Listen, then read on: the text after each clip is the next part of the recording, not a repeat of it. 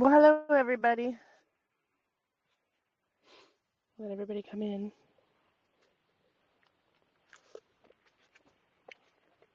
I'm recording, and depending on how many people are in here, I might have to mute. So I don't know how to raise the hand. It's been a while since I've done the group chats. So I'm relearning Telegram because I haven't used it in a while. Then I decided to use it because everywhere else they keep taking stuff down. So, anyways, hi Ellie, Nick, and Lynn. It's good to see you guys in here. Hi, Mylene.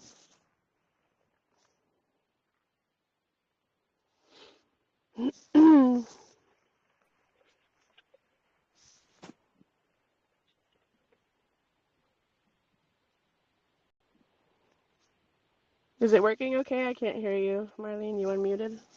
Oh, yeah, I can hear you. There Are you you are. okay? Are you okay? Yeah, I'm good. Yeah, Yeah. I was just looking at all the chemtrails,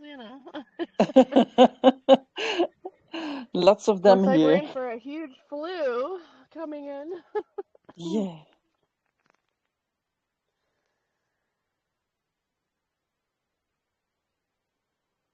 Oh, yeah, there's a chat. I forgot there's a chat. Yeah. So cool. Yeah, see, that wasn't in here when I did this last.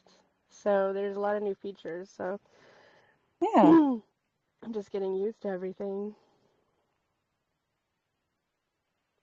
Or reused to everything. So Yeah. how is it over there? Here in Romania also lots of chemtrails. Yeah. Really? Oh, okay. Yeah. Well, All that's the exciting. time. So we're all gonna get sick at the same time. Yes. Yeah.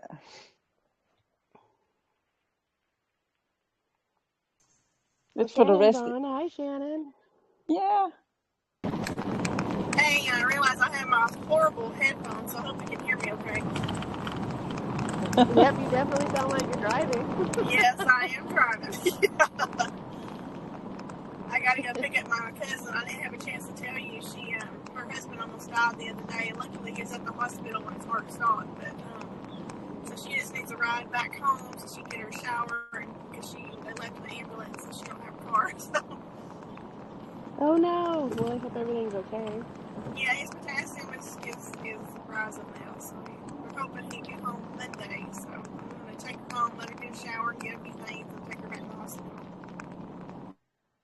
Yeah. Okay. Well, good. Sending some prayers for her and her husband. Everybody's still kicking over here. So.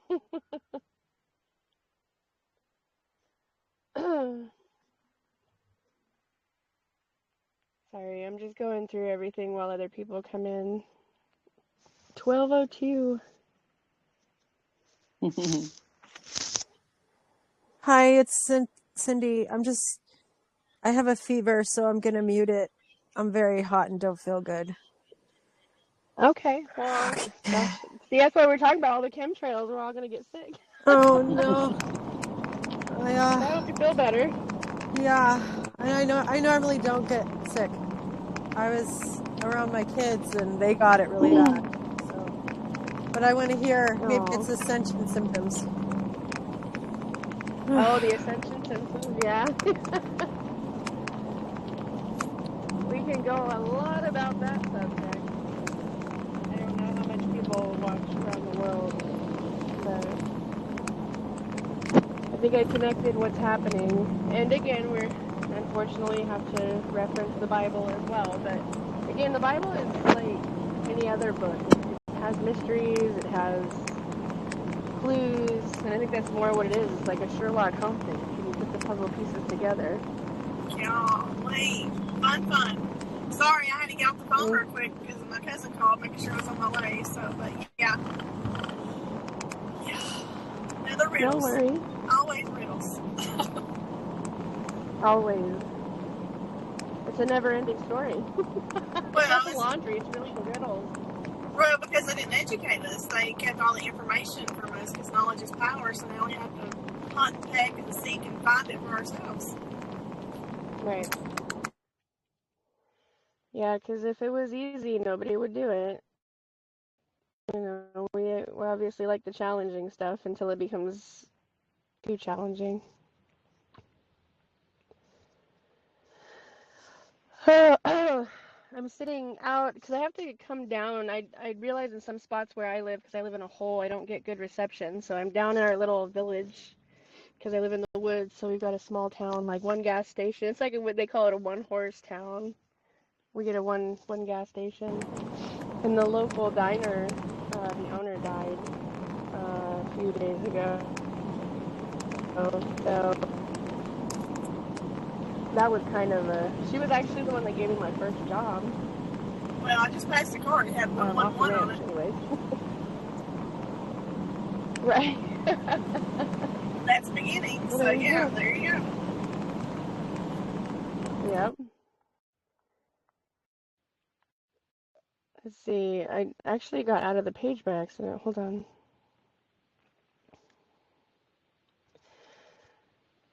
But we have 10 people, so hi, Russie.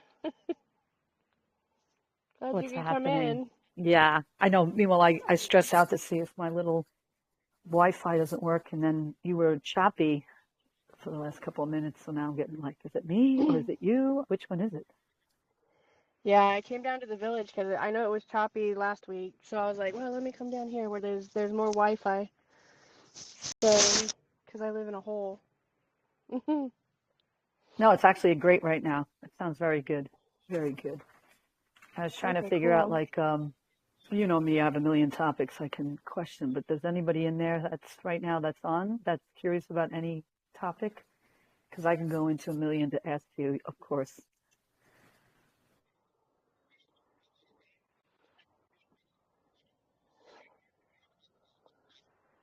I know, right? Well, so I put some topics up. People are curious about the Ascension symptoms, which, and I think, I don't know if we talked about that the last time we spoke. Um, hold on, I'm actually trying, I have it pinned up. So, yeah, the Ascension symptoms, number 42, and what is the third question? So these are literally, well, one of them's more on a Bible thing, but the other two are on the, I want to say forbidden knowledge, but in our faces kind of thing. So I think we have enough people we can go ahead and start. There's like, what, 10 people on? Yeah, there's 10. So with the Ascension symptoms, and this is kind of what I collaborated. Again, I was raised in the Illuminati families. Masonic Illuminati, just to clarify for anybody else. I never did take an oath, so therefore I could never, I didn't participate in that other stuff you guys are seeing. And weirdly enough, I was protected by the men in my family, but not the women. The women were very brutal, physically abusive, mentally. I didn't not get molested or anything like that. However, it did happen. There goes a siren. It did happen in my family. I just discovered recently some of my cousins never left the family tree. So it's very telling what happens at family parties and gatherings and stuff. So I've always had a bit of knowledge in the background of things, but I only pursued it out of curiosity, but not curious enough to be like, oh, I want to be a member, because I was never a member. So I had to live through a lot of abuse. So when I dig into these things, I look at everything. Like I pull out the forbidden knowledge books, I compare and contrast, I pull out scientific studies because I know that the secret societies use science, um, and they twist it so that way we don't look back into like things like alchemical stuff and spiritual stuff. They try to make it all science driven so that we can't make connections. And the biggest one is the biblical stuff. And biblical stuff actually derives from the ancient books of magic and um, almanacs and stuff like that. So what hit me the other day was I have very close friends and that I grew up with because again we live in a small town and family that are suffering physically, mentally, and it's no secret that I've talked about my sister a few times. The military, put some device on her spine. She's a tower. She can actually communicate with beings really far from here, the good and the bad. When she's on medication, she seems to get blocked from the more evil ones, I would say, or the ones not so friendly to human beings. And um, recently, I don't want to put him out there just in case one day he reads this, but closer family, they're they're malfunctioning physically, mentally, spiritually, just all the way around. And so I was thinking about the people in bigger cities like San Francisco, all the stuff that's happening in the state of Oregon and Washington, a lot of the blue states where, the news is actually posting pictures of people in a zombified state due to drug abuse. Now, I don't know how it clicked in my head, but I was like, this is the same thing as in the Bible when the whole thing was going on back then, where they had the plague. Well, we have a pandemic, which is not different than a plague. So I thought about it and I was like, what if these are ascension symptoms? And because we can't spread a worldwide panic, I mean, what would a worldwide panic look like? Would anybody actually survive? Would there be too many bodies to pick up? And I don't know if you guys were watching or have seen, uh, it's a show on Netflix. I think it's got 8 series right now. Eight Eight body problem. It It's a triggered a thought. it's 3 body problem. They have 2 Yeah, the three versions, body just so you know. problem. Yeah. Yeah, well, when they were like, "Oh, aliens are real," there was like these people doing mass suicides because they're like, "Oh, we can't," right? That's what would happen is as a world panic, majority of people would commit suicide, others would start murdering people. Believe it or not, families will actually murder their own families to keep them from being abducted. And it would be an absolute mess. And some you have your groups that would be like, beam me up, Scotty. But back in the day on the esoteric side, when you're looking at gene sequence, Mary Magdalene and the 2 Jesuses were the evolutionary genes. So we know about Jesus 9 and Jesus 12, but I very rarely mentioned, but Mary was a gene sequence of 8, meaning eternal. So her bloodline, being the only female, was the prized gene because it was eternal. We know that 9 is final completion, and then 12 is above archangel. So that's why Jesus 12 is in heaven and not Jesus 9. But they're evolutionary genes. This is the what do you call it? Help me out here. The guy, I can't remember his name. The guy that the fish, he was like, "Oh, we came from fish." That's natural selection or something. I'm trying to think of the guy I who don't came out with know. that. Anyways, a philosopher back in the 1700s or something. Yeah, sorry. When you say fish, I think of Tom Cruise. It's ruining it for me. I can't think of anything else. I'm drawing a blank. Woo, that's a file I don't want to watch anymore. But Darwin theory, the Darwin theory. Okay, I knew I'd remember it. So Darwin predicted we all came from fish, which wasn't really true, but we did come from um, one of the beings of Atlantis, which they were considered the fish people, the myrmidons, and all those other people, but they still had humanoid things. But the evolutionary line means when you have a creation, it usually starts with a one cell creation. So the cell itself at the time and was between 2 and 5. So you had 2, 3, 4, and 5 cell beings on the planet. At the time, they were in what was considered 2D. So the evolutionary genes were Mary and the two Jesuses. There were other ones, but these guys made it to the Bible, right? The other ones either got murdered or died, or the esoterics know when the gods come down and reproduce. Doesn't They can hide their abilities, but at the time they relied on witches and warlocks and other stuff like that in order to feel the presence of gods or angels or whatever, these higher benevolent immortals. So they would come down and they naturally helped evolutionize the gene. So everybody on the planet that has been here since the Christ era um, does have the Jesus and Mary gene sequence. How you got the gene sequence is where your family lineage comes in. That's why they say everybody is an inheritor through Jesus, because two of them literally made babies on the planet. And all those babies are the reason that we're all in between a 9 and a 12 sequence right now. So there's 9, 10, 11, 12.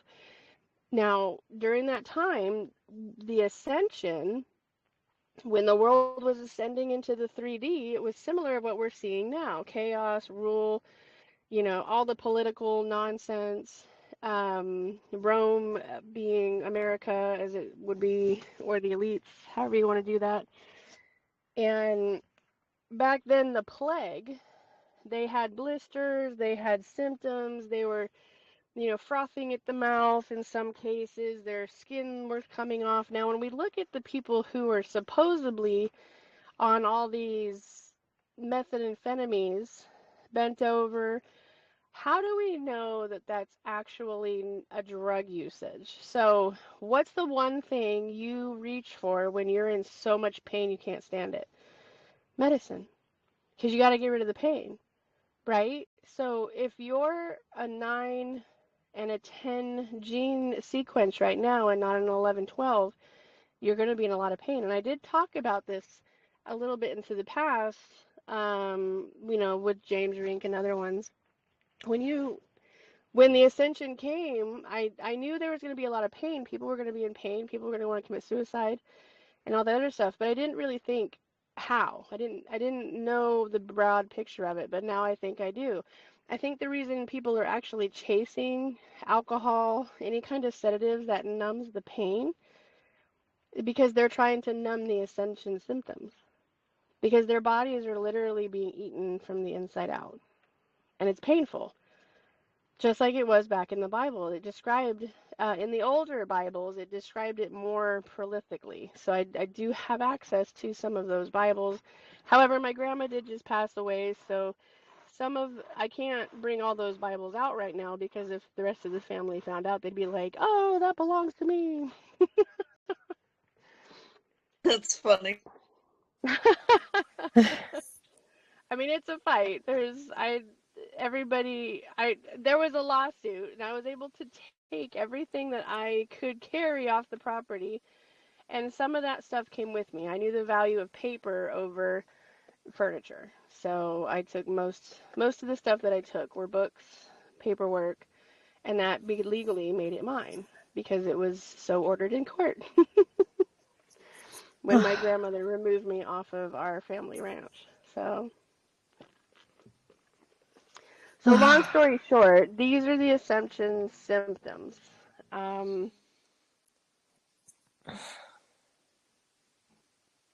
Observed. People are suffering, and even though we don't know why and what's happening.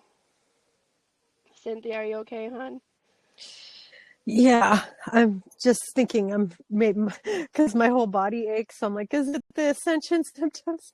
I normally don't Oh get no, sick. we can get regular flus and stuff, especially if the ascension people, the ones that can descend, are around us getting sick a lot. Yeah. I did hear from a lot of people, that when we're sick, it's a way for our body to detox. So But again, are we confusing the detox with people suffering of Ascension symptoms?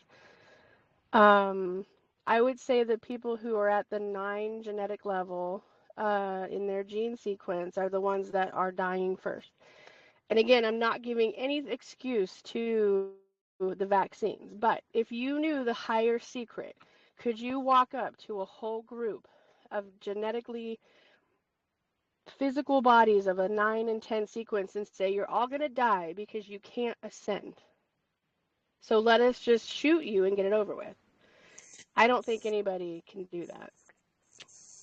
These are just my thoughts. I'm not giving the government an excuse. I'm just trying to find the reasons behind what's happening. I think the death jab was based on helping those people not to suffer, because it goes based off your Social Security, because you can't go to a pharmacy and you can't go to a hospital or any doctor's office without first giving them your information. So they know what your DNA is, they know what gene sequence you are, all from birth. So they know who can ascend and who can't ascend. So what if these were mercy shots? I'm not saying that they were. I'm not saying that they are. I'm just, again, just trying to make sense of, or were they trying to make it easier than people suffering and turning into boils and their guts just eating themselves inside out? If that makes sense. Yeah.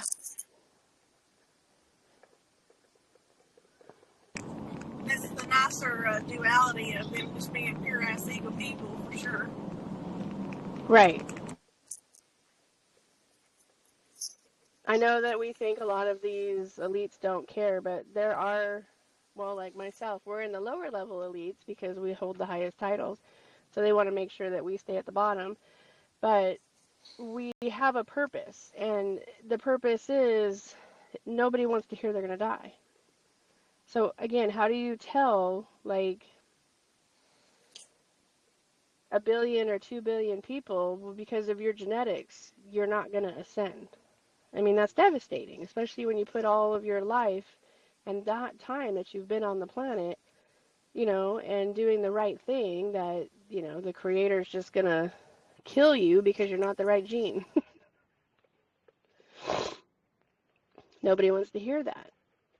So when people talk about NPCs, non-player participants, I think that's the reference to the 9 and the 10 genetic. It's not that they're not real. There are a lot of clones. Clones aren't supposed to feel at a magnitude like a whole body would. But yeah, is that making sense to anybody? Because that was kind of what I wanted to explain of what I've been seeing and what I've been researching. Yes. So those that don't have that gene sequence, were they not targeted, or were they given a different jab, or? Yeah, because I have a nephew who took the jab, and his girlfriend has a lot of physical issues, but he doesn't. He's fine. Like it looked like it gave him a boost, right? I'm like, how are you all buff and healthy and your hair's not falling out and you don't look like, you're about to die? But she's been in and out of the hospital, I think like 4 times with heart problems. So, and he wasn't in my book at the time because him and I had a falling out during the whole, Republican liberal thing, and he went full liberal on our family. It was insane. We're like, wait, what? Not that I'm saying liberalism is bad. It's indifferent. We're supposed to have differences and we're supposed to see both sides, but that was a bad time. And he had all the boosters. So, and he does not look like he's been vaccinated. He has not had any health problems. He doesn't go to the doctor, but his girlfriend goes to the hospital all the time for heart issues. I want to say an unusual thing because, of course, I don't know if any of this was true, but somebody said it was actually just an experiment to test humanity to see who would be easily controlled and who would not. But there was nothing really in it. But I don't know. I kind of agreed with that in the beginning, because I was told it was that we were the test subjects because all the 60 animals that took it died. Um, but if you think about all the resets that have taken place over the last, couple thousand years, they already know who can be controlled and who can't be controlled. So I don't think that's really what it is. I think it might be part of it, but not the bigger picture of it. Okay. So, but yeah, no, I was 100% on board with that theory too. And especially living in California, we're like the home of the Nazis. It's like a huge thing because I'm getting in trouble with Social Security right now for my disabled son. They're like, oh, he hasn't been to the doctors in 5 years, and I was like, well, wait a minute, buddy, I'm gonna stop you right there. I was like, because the first 2 years you guys said don't take him to the doctor. I was like, so I'm only responsible for 3 years. I was like, you better take that into account because COVID shut people out. And you're not gonna put that 5 year mark on me. And I was like, in the last 3 years, the doctors have refused to see him because I won't vaccinate them. I was like, so that's not my fault. I was like, and now everybody in California and all the doctors aren't taking Medi-Cal. I was like, it's like over an hour away just to go see anybody that'll take Medi-Cal, and I'm not doing that every time my kids get sick. So I was like, because they're not being vaccinated. So it's like, damned if you do and damned if you don't. So, because I told him, I was like, pretty sure COVID was a part of that, so it's illegal for you to dock me for 5 years of him not going in there because you guys told me not to. Oh, yeah, we'll keep that into account. Yeah, we have conversations. So, but which is fine, but if he loses his Social Security, he loses all of his other handicap, things that he needs in order to succeed or not. I mean, I don't think it would change either way. I wouldn't be able to, take him to social groups or the gym or something because Social Security pays for it. And it's my Social Security that's actually paying for it, not his, because he didn't work. But I think they caught on because I paid a lot into Social Security. Yeah, they For make you pay. take them to the doctor. Maybe there's a doctor that won't force you to vaccinate if he's not going to public school. I don't know if that exists in California.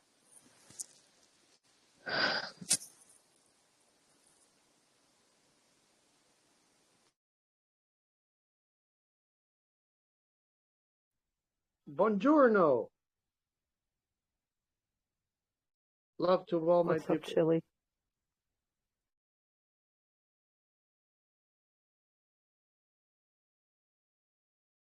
How you doing, Chili? I'm good. Hey, Russie, what's going on? I'm sorry I missed the last ones. No, that's okay. Sorry, somebody called and I got kicked out. So We're used to getting kicked out. yeah. We get kicked out of everything, especially when I mentioned Mary. Oh, well, don't put my name behind that. No, I'm just kidding. We're proud. Right? No, I'm just kidding. Oh, you know Mary? Okay. There's something about Mary. Yeah, Chili. Mary had no idea that we got bumped off of interdimensional. That's why I haven't been on Telegram so long. Yeah, it's been then since I know you. I mean, Telegram's been a double-edged sword, and we shifted our attitude. Sometimes, I mean, myself, not trying to save the world anymore, or converse with like-minded people, because as soon as you disagree with them, or go for something a little higher knowledge, then it goes against everything they believe in. And I know it's hard, but at the same time, we've had to bow out. all the Well, patriot don't groups change and who you are, Chili. You just have to, because if I did that to entertain, people, then nobody would find out certain things. You still have to be yourself. Just because you don't get along with a group doesn't mean it changes what you do. Because yeah, every knowledge that we have is pieces to a bigger puzzle than any of us can even fathom. I mean, even myself, because sometimes even my mind goes, because it's like, well, what? So, well, I mean, when you're trying to learn all this stuff and remember all this stuff and try to, like we were on the search for, sovereignty and going all these different paths that lead to, just gatekeepers and what have you. It's frustrating. It really is. And I think we've all been through that. yeah. But there's that spiritual sovereignty and also all the science and, the pattern recognition that I had from the crystals to the pyramids to the longitudinal waves to the fractality of things. That's why it's like, I'd love to see your work with the stem cells, and the splicing. And, we really didn't have a lot of time to talk, at the conference. And it was weird because I felt like we were in another venue. And at the same time, it was like a little tweak here and there. And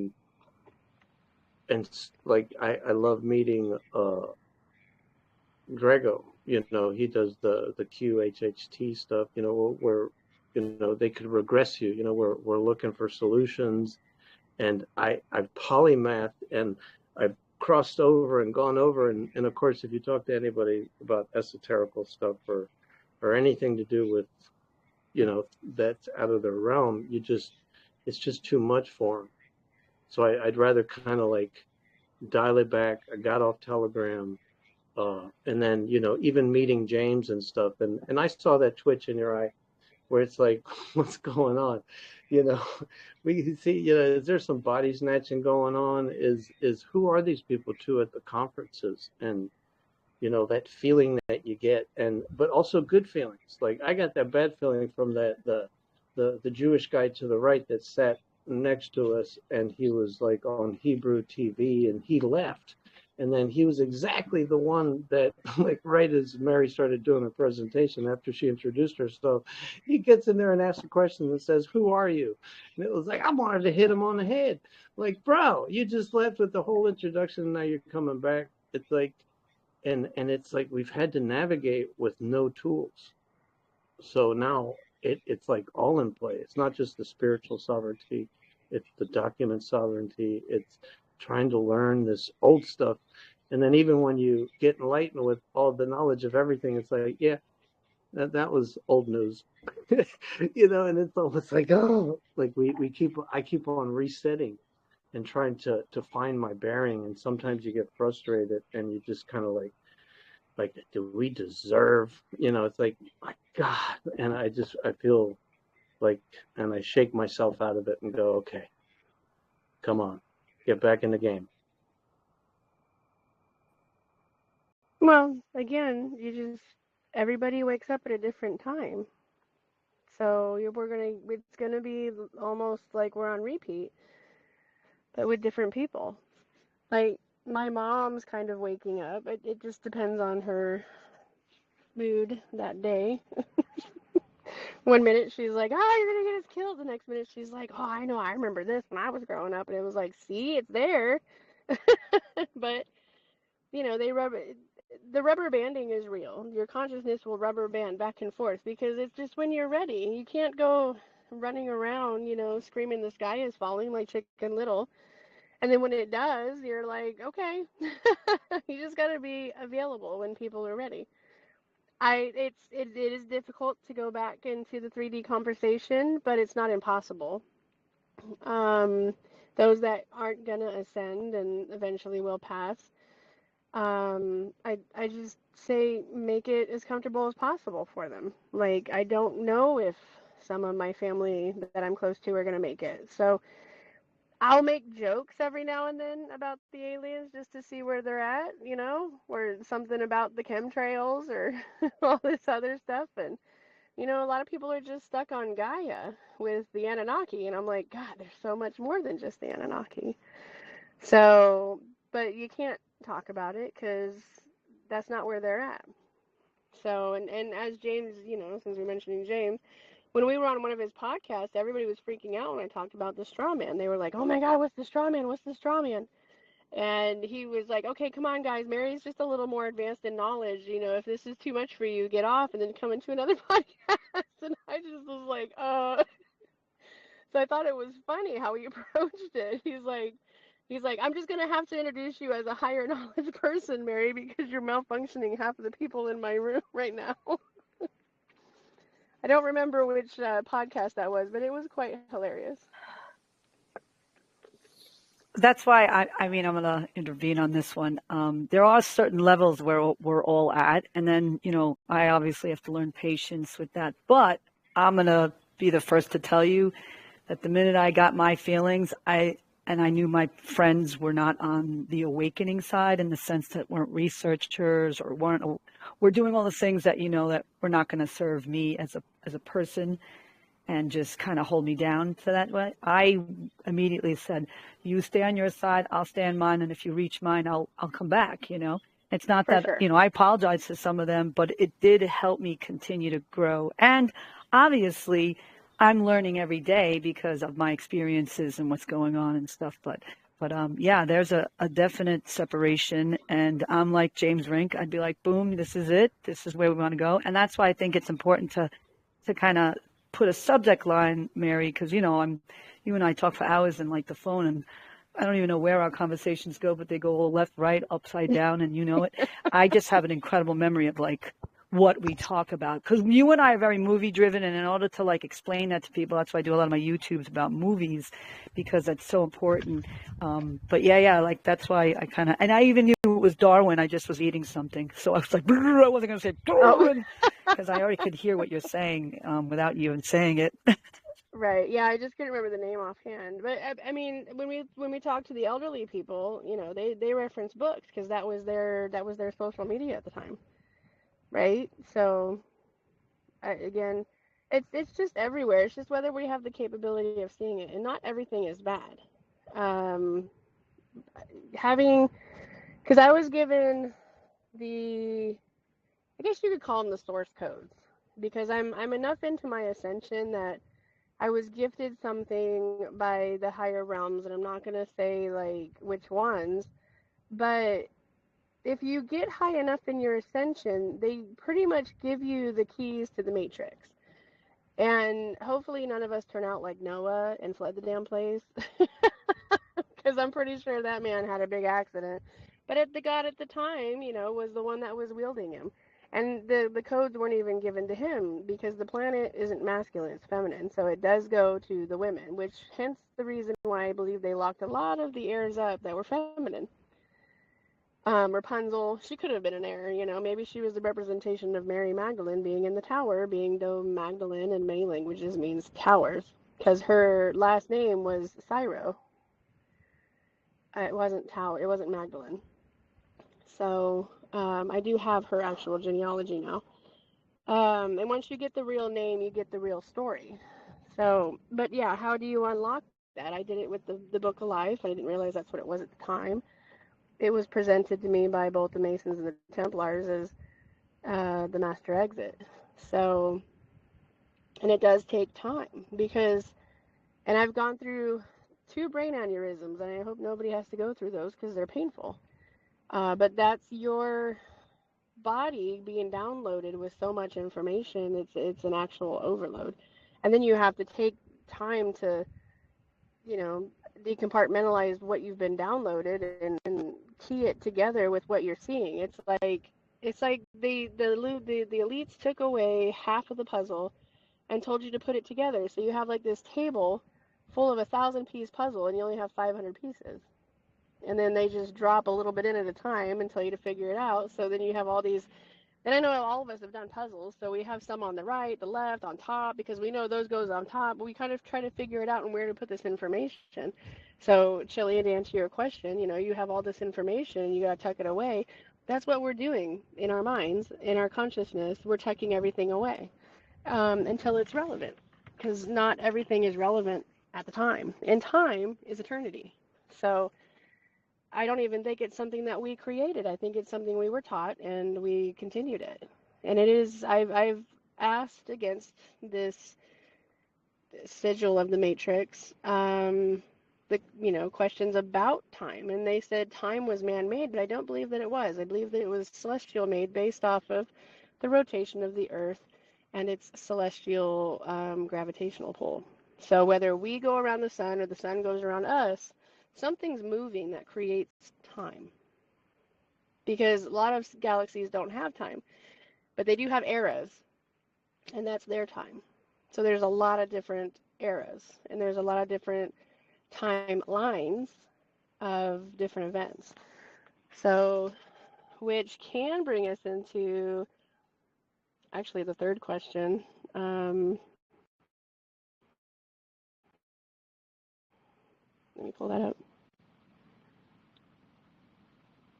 So the number 42, and what is the third question? Number 42 was written by a gentleman whose name I can't think of right now. But it's the ultimate question. They made a movie off of it. Have any of you seen this movie, Quantum, or no, not Quantum, Hitchhiker's Guide to the Galaxy? Back in the day. Does anybody remember that? I remember seeing, I didn't actually watch it, but I remember hearing about it. Yep. Yeah.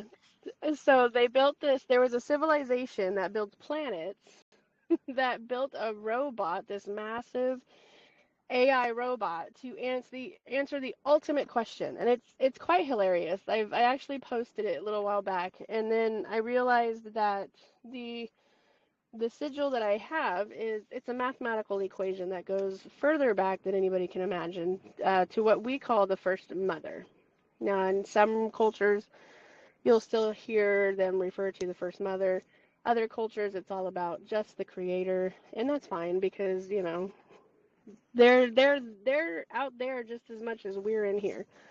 So again, nobody's wrong, nobody's right. But number 42, the ultimate question is, what is this that we're doing?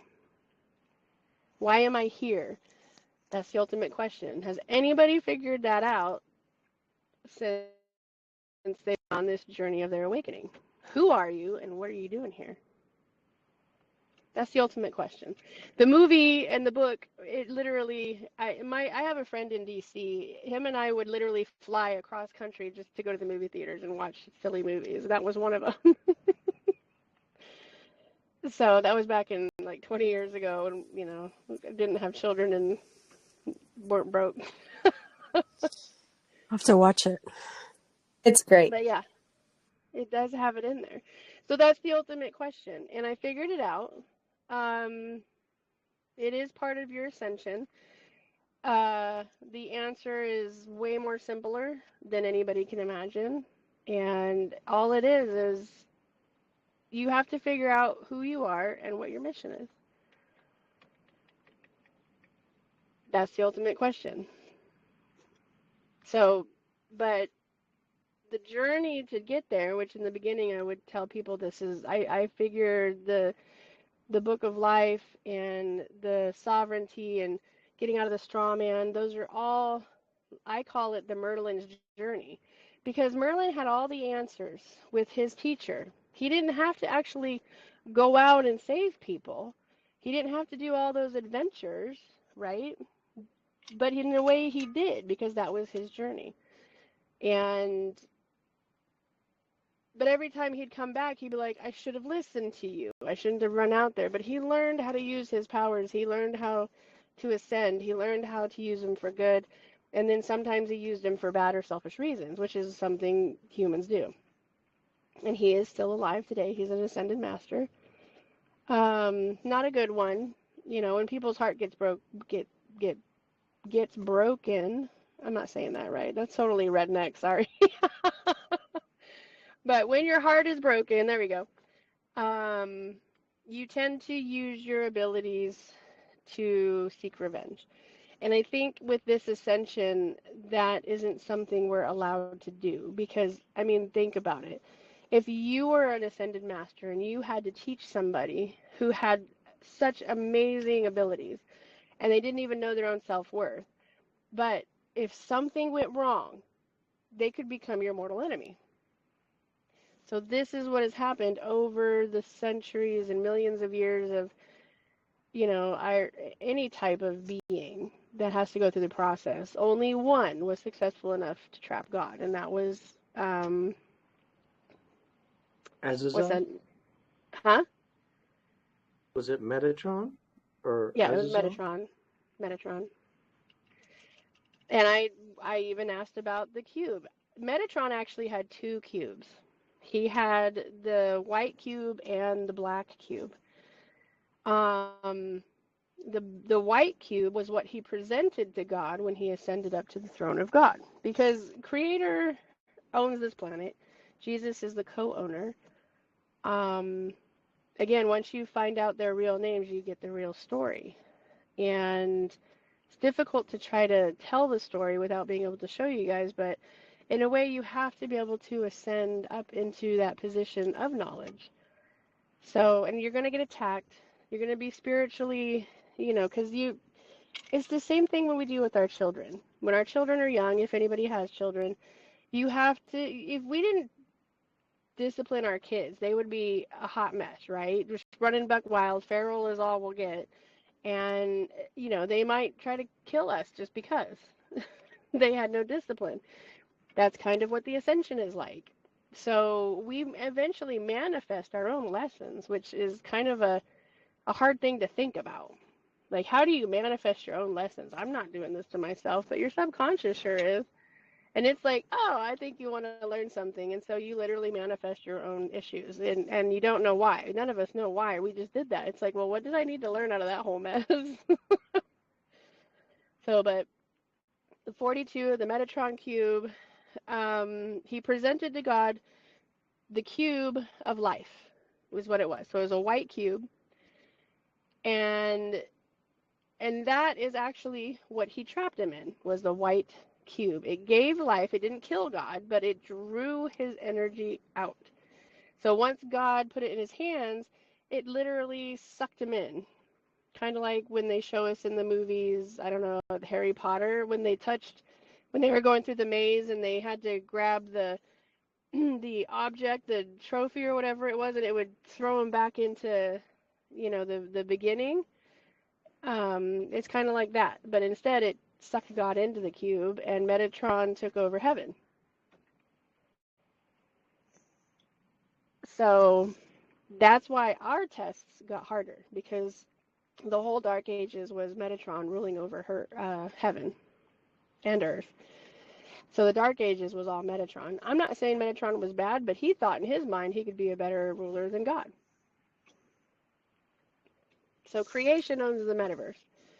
Creator owns our galaxy because that's her husband. Each galaxy has its own creator or creation over it. And we know about the Seeders, we know about the Watchers.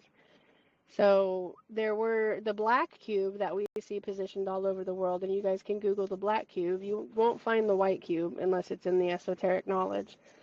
I didn't know to look for it because I didn't know at the time there was two. But we found it, and it was a fascinating background. But the black cube actually steals your soul. So the black cube that is in Israel, that was a soul-sucking one. So they put magical people in there, like people with abilities. I believe, I don't have proof, but I do believe when they capture certain people, like psychics and stuff like that, they put them in these black cubes. And they slowly draw off their energy because they can't get out. There is no door to get out. There's only a door to get in. And then they pray over it. Who usually prays over a dark cube? It's usually dark people wanting dark magic. So, and they're like, oh, we can feel the life on this cube. Well, of course you do. There's beings in there being drawn to death. Kind of like with that giant. that I saw in Area 54, the reverse Tesla technology. Now they have reversed um, Metatron technology. So these black cubes are scaled everywhere, and they draw from our energy. So it Mary, takes life, the other one keeps it. What? can I ask you a question? Because, like, the black cube in Mecca, right?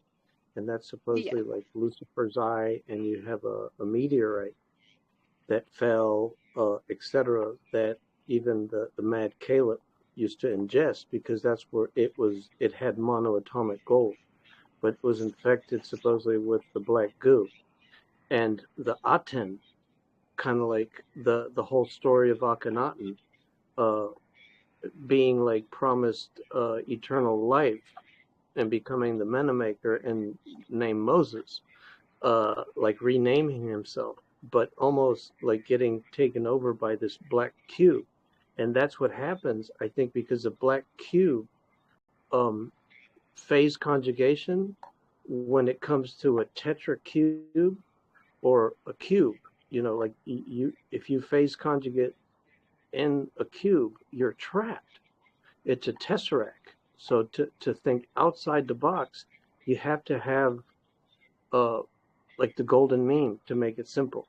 The spiral, Well, the box is just the missing pistol. parts of the triangle. So the triangle represents both masculine and feminine. Masculine, the triangle will be pointing up, feminine will be pointing down to represent the uterus.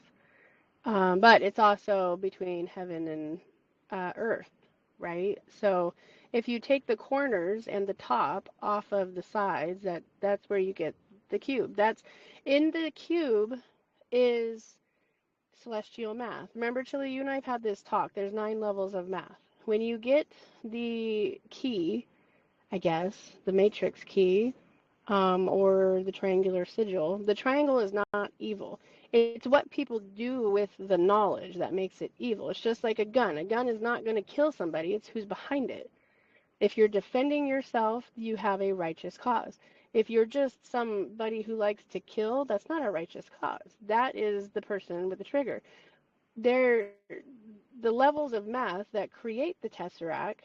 And again, as you ascend upward, what I said 5 years ago was just a piece of that 1,000 puzzle that we just got now. So, can I show you the sequences? I probably can, but I can't show you the whole triangle because it might be used in a bad way.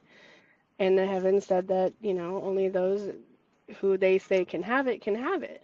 But it's what the elites have. It's what they stole from Mary Magdalene and the 149 priestesses when Rome conquered the ancient world. So, if you will, they all had it. It wasn't even a secret. The temples, all of the pyramids and the temples and everything else are based off of the celestial math. So that computer in the movie tells you I have hidden the truth in the smallest of tiniest computers on a planet called Earth. Well, where are we at? We're on Earth. So it's here. This is why all the invader races, because I even said, I was like, I don't know why they're all coming here. I thought it was all the wars that brought everybody here, but apparently they're looking for that little tiny computer, which is really just a sigil, but it holds the keys of all the elemental math, celestial math, cosmic math, the keys to creation, the math that you and I are both made off of, not just the tesseract, but the quadrahedrons and all of those. I literally rewrote the formula for the arcs because the arcs are grounded. The military I think has 17 of the arcs now, but they can't get them off the ground. They can activate them by walking in them because it has a presence of life, but they can't get it off the ground. And Noah is actually in my bloodline, in one of my bloodlines. And I had some after I wrote that, I pre-patented it, kind of like what Tesla did, because China's already stolen 2 of my inventions, and the elite stole my grandpa's invention. I had this download, a vision, and I was in the spirit realm, and Noah was with me at a fireplace, and he said he was forced to dismantle the arcs using the key, so that the God that's ruling over us, we couldn't escape him. So I had to use the key to rewrite what he did to fix them. So when it's time, we can leave. So I didn't know how to take that dream at one point. I was like, was that really Noah? I don't know. I never met the man. All the pictures depict him in certain ways, but how do we know, right? But all I know is he said the God of this world, which was not a good one, but if you didn't serve him, he would find a way to kill you and destroy you. So he served him, and Seth held the knowledge of that God, and it's been hidden. So you have many brothers that followed the evil God that we know runs the world. And then you had the children of Seth, who they tried to get rid of because that God discovered the bloodline of Seth, knew it. So that's what we're seeing in the government right now with the blue or the red and the blue bloodlines, Melchizedek and the Anunnaki bloodlines. So, but I come from both. I actually come from Enlil, and he was married to Lilith. Again, it's all in our bloodlines, and to be able to get past the 15 generations, you have to be in the book of life so you can see who and where you come from. And it says it in the Bible, those who are not in the book of life will surely, die in the lake of fire. So that's the next reset, is fire. The whole planet will be nothing but molten lava. Nobody's going to survive that. No underground base, no third dimension, no dimensional doorways, they'll all be gone. So everybody but this Middle Earth, is which where we're at, knows about it. We don't. I mean, we do Mary, now. information on the sigil, because I know that a sigil can actually hold petabytes, like all the information in the world and everybody in it, and the whole thing could be like maybe 10 or 100 sigils could hold all that information.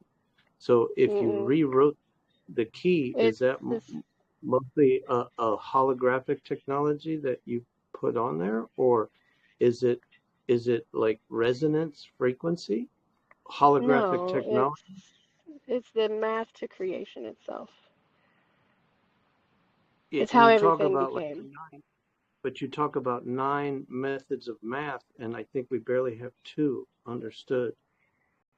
Right. We only use 2 on Earth.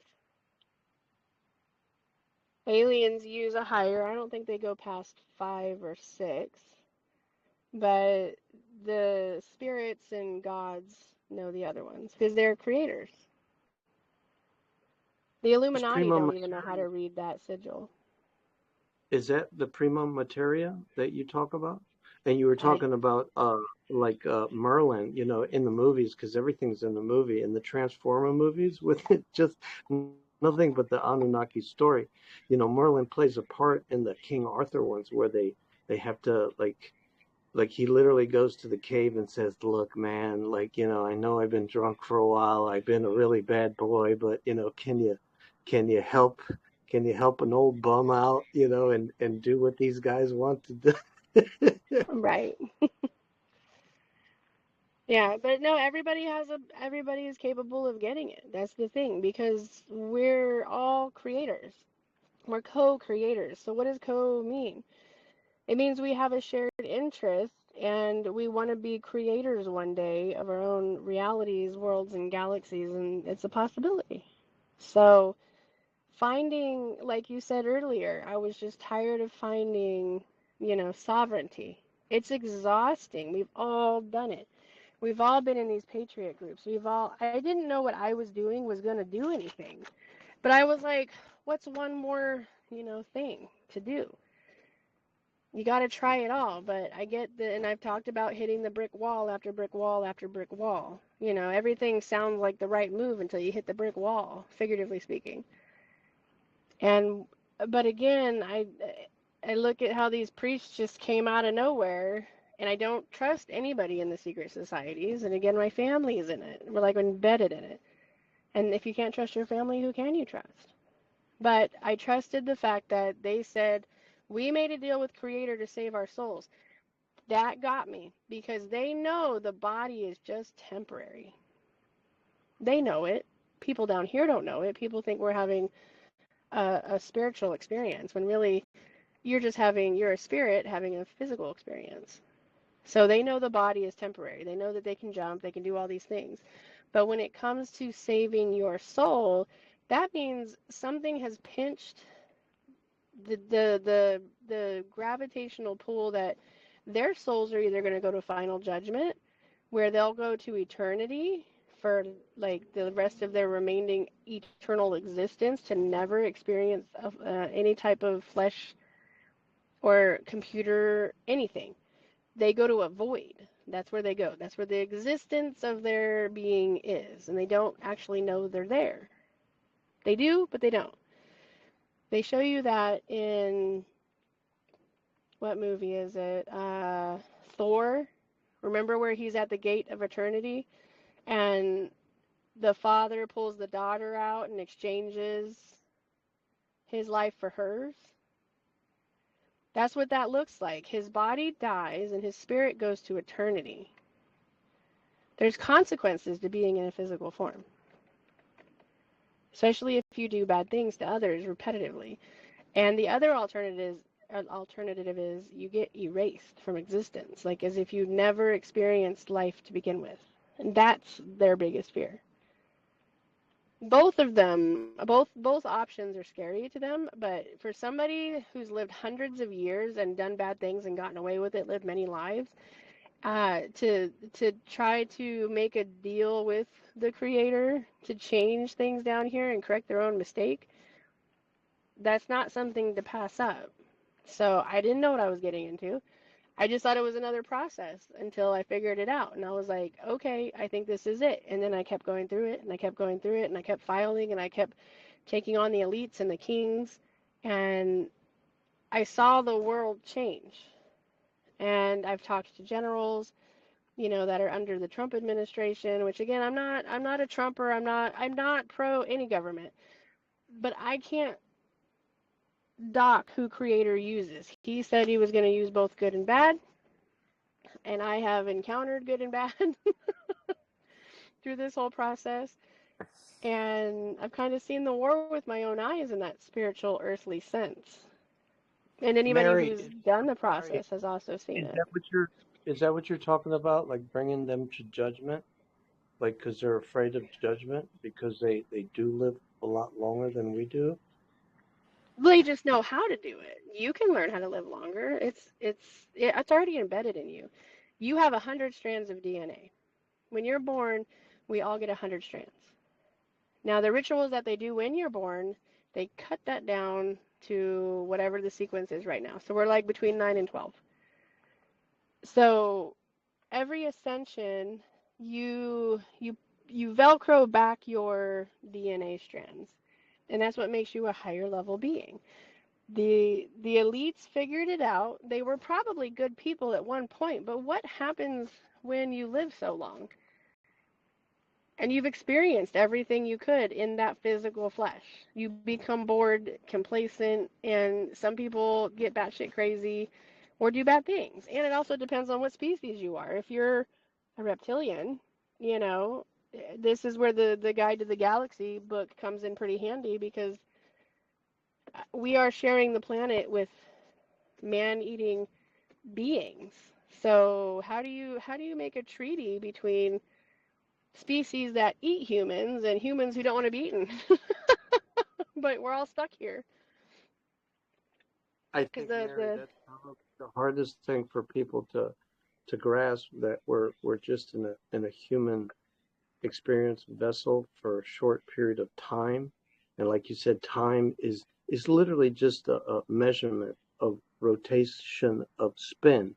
So that's why when you go to that center, it seems like there's a time dilation, until you get to the bullseye, and it's like all the Tesla stuff. It's like, it's not even all of it. It's just a little bit of it compared to what was going on at the mounds. And not to deter you, like I just want to ask a question. Where do all the mothers and the clans, like the clan mothers and the people, the First Nations people, like some of the First Nations people that we thought were First Nations are actually like Mongolian and Siberian and, you know, dirty Moors and Moorish, and it's like, who are the imposters and who are the real you know, Trail of Tears and the Appalachian, like the Irish people, you know, like I got Irish in me, I got Scottish, I got Aymara, you know, Indian High Plains, like Russie, she's from the High Village of Peru, for God's sake, and it's like all our ancestors are coming through, and we're trying to connect, but there's all this other stuff in between.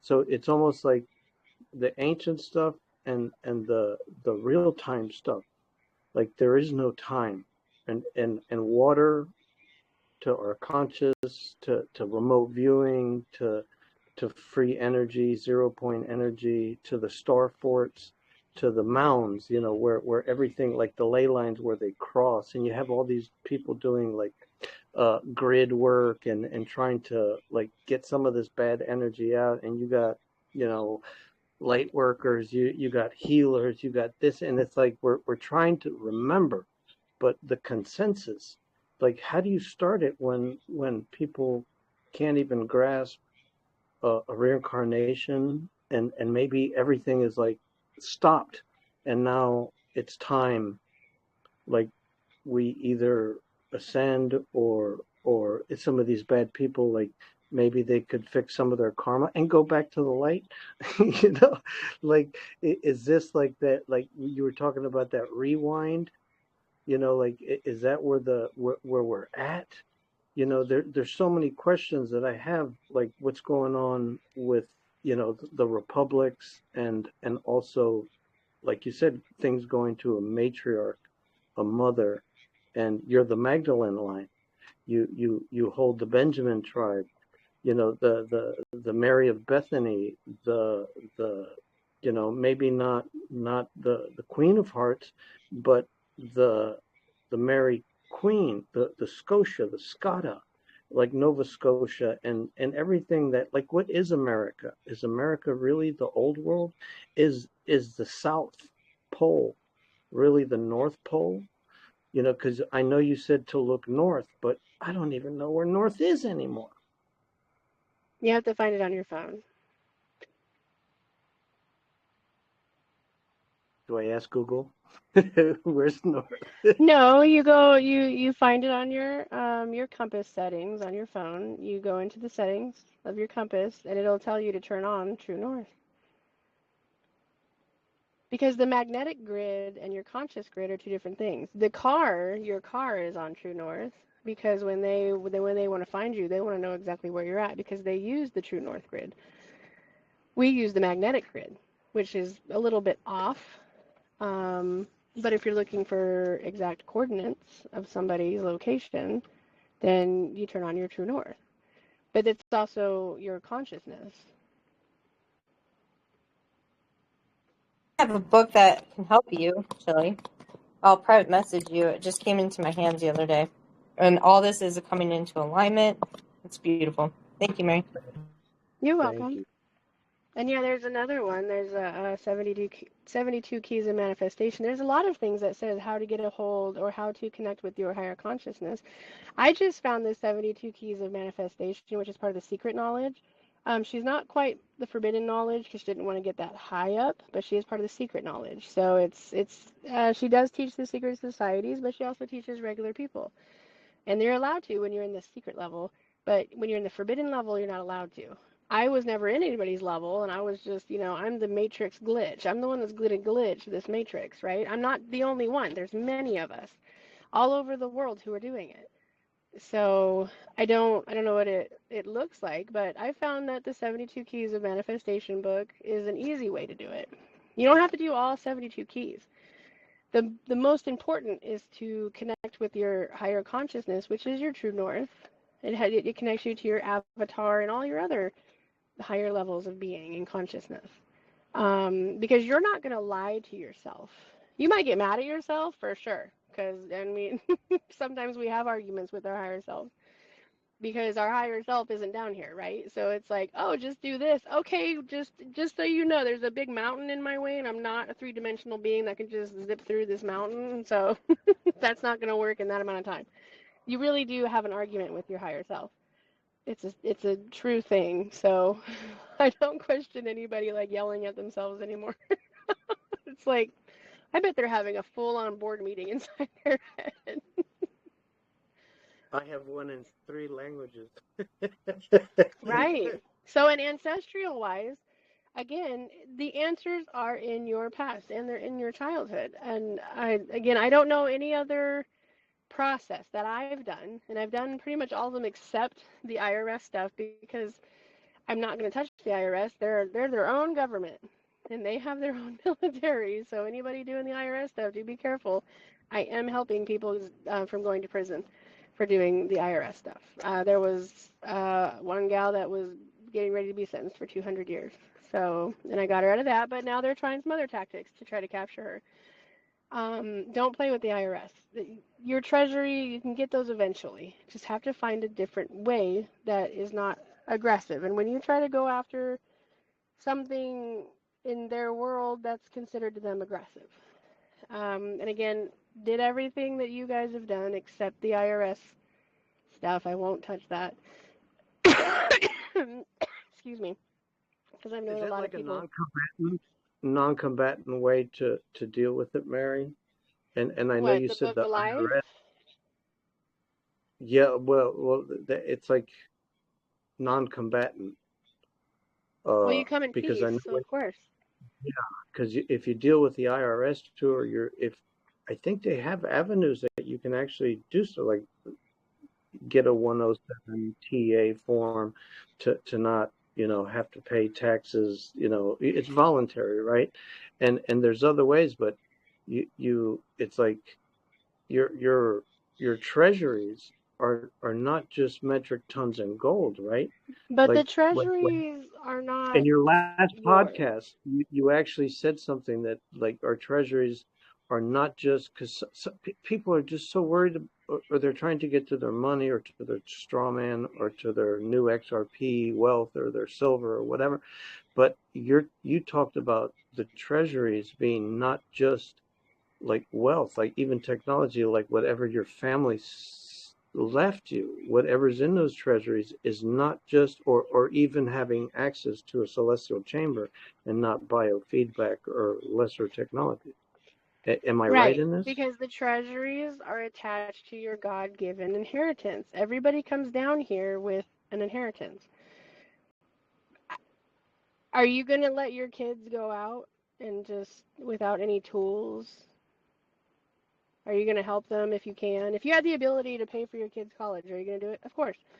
So is Creator going to send all of his creations down here poor on purpose? No, that wasn't the plan. So the treasury is a trust. So our ancient treasuries, our God-given treasury, is not the same as the treasuries that the IRS stuff. Those are bonds, and yes, very few of them hold the actual gold and silver and gems and jewels.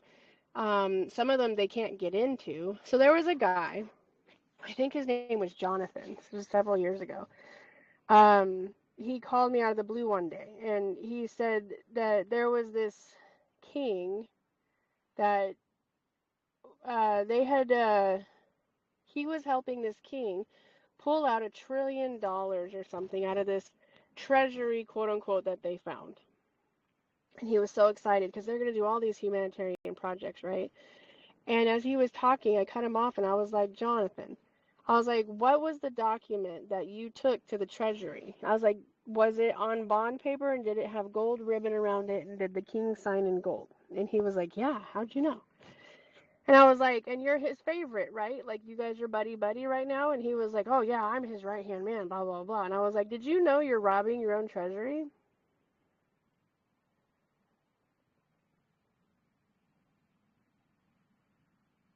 And I was like, the military can only open those treasuries if the person who actually owns it has those letters. The king is just, you just know who your handler is now. That's all you did was you gave him the money. That's why the National Guard went and took it back. Because you didn't know you were giving the king your money. That's your money. That's your treasure. And it's held in a trust because you're belligerent. And obviously you're belligerent because you just gave a king $1 trillion in gems and jewels. So his life would be better. Rat fink. Right. I only know about those because my uncle and my grandma tried to get me to sign those as well. And they sign on, the kings or queens or whoever your slave owner is will always sign on the right because they're on the right hand of the Lord, whoever their Lord is, right? And then you're on the left because you admit that you're the indentured servant or you're the belligerent incapacitated. So I never signed them because I didn't know what the treasury was at the time. Do you think we all have handlers like that? Yeah, we're all owned. That's why they call you sheep. We're all owned by the kings. There's 148 of them. Do I know who owns me, or is it just like they just own flocks of us? No, we're just numbers to them. That's what our social and our birth certificate numbers are. Your legacy number is the one on the back of your social security card. It's the red one. And then your state birth certificate number, which a lot of you will find may not have it written on there because they don't want you to know. Put those two together, and that's how they write the sureties. That's why a lot of times they need the front and back of your social security card, and they need a copy of your state birth certificate. As long as they have a copy of the certificate, the accountant can call the state secretary's office to get the state number if it's not on there, and then they just write a new surety.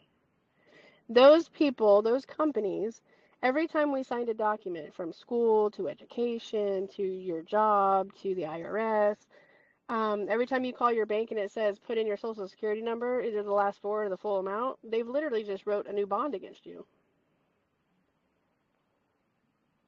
Is that why maybe a dollar bill has my social security on it? could I find? That was the first thing that they traded against you when they created the birth certificate. So I have somebody's straw man. He was a 63-year-old man, and I'm guessing when he passed away. And then they put him up on the sec.gov, and I found it, and I read the whole thing, and I was just blown away. When he passed away, his company name was worth, I think it was either 600 million or 600 billion. I can't remember if it was millions or billions. But it stated in there that London would get 100 million or billion of that, and then the remainder 200 million or billion would be distributed amongst its shareholders. So I had to go digging to see in the SEC files who these shareholders were, and it's everybody we've made a contract with. They become a shareholder on your birth certificate. And your social security, because your social security is tied to what? The treasury. Your birth certificate is tied to what? The trade, the market, the New York Stock Exchange. So they're all shareholders in everything. So when you pass away, they post it up on the sec.gov, and then everybody that is informed as shareholders says that company has bankrupt, which is your death. They send in their certificate of shares, which is the original contract that we signed, and they get a certain percentage of whatever that they've accumulated.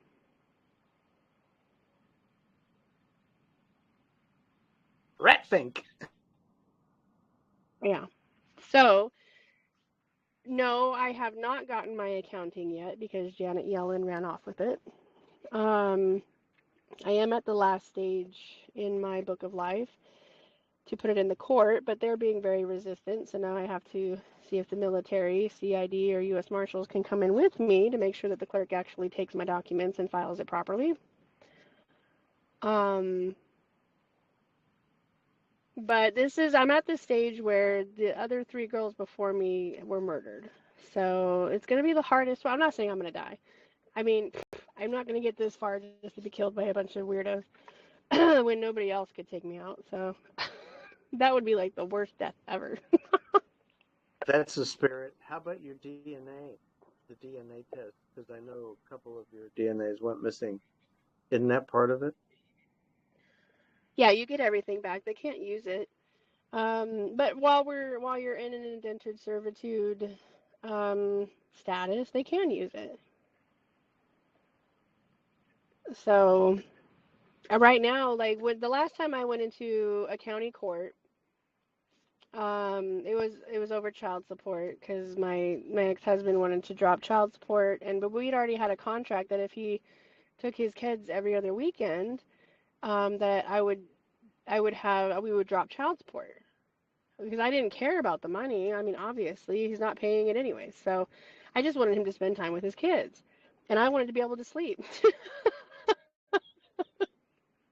I mean, what parent doesn't want a weekend off, right? Whew, the sleep I could have gotten. Anyways, long story short, we were in court and they waited the whole day to hear my case, even though I was on the 8:30, docket. Um, they can't talk about things in front of other people who aren't awake, right? Because if they figure it out, then it just exposes everything. So before the last two people left, there was like a whole bunch of deputies that we saw in the window coming into the back parking lot of the building we were in, and there was literally 8 deputies in that courtroom by the time my case got called up. So that was a little odd. I was like, my friend was with me, and I was like, what's with the deputies? And she's like, I don't know, that's a lot. So she's like, is this for your case? And I'm like, I'm gonna assume it is. So my ex-husband and I get up there, and the judge, he looked at one of the deputies. And he's like, man, it's getting kind of hot in here, huh? And the deputy was like, ha ha, very, yeah, it's a little warm, Your Honor. And he took off his robe. He wouldn't look at me, though. He looked at my ex-husband and he looked at the child support, whatever she liaison lady.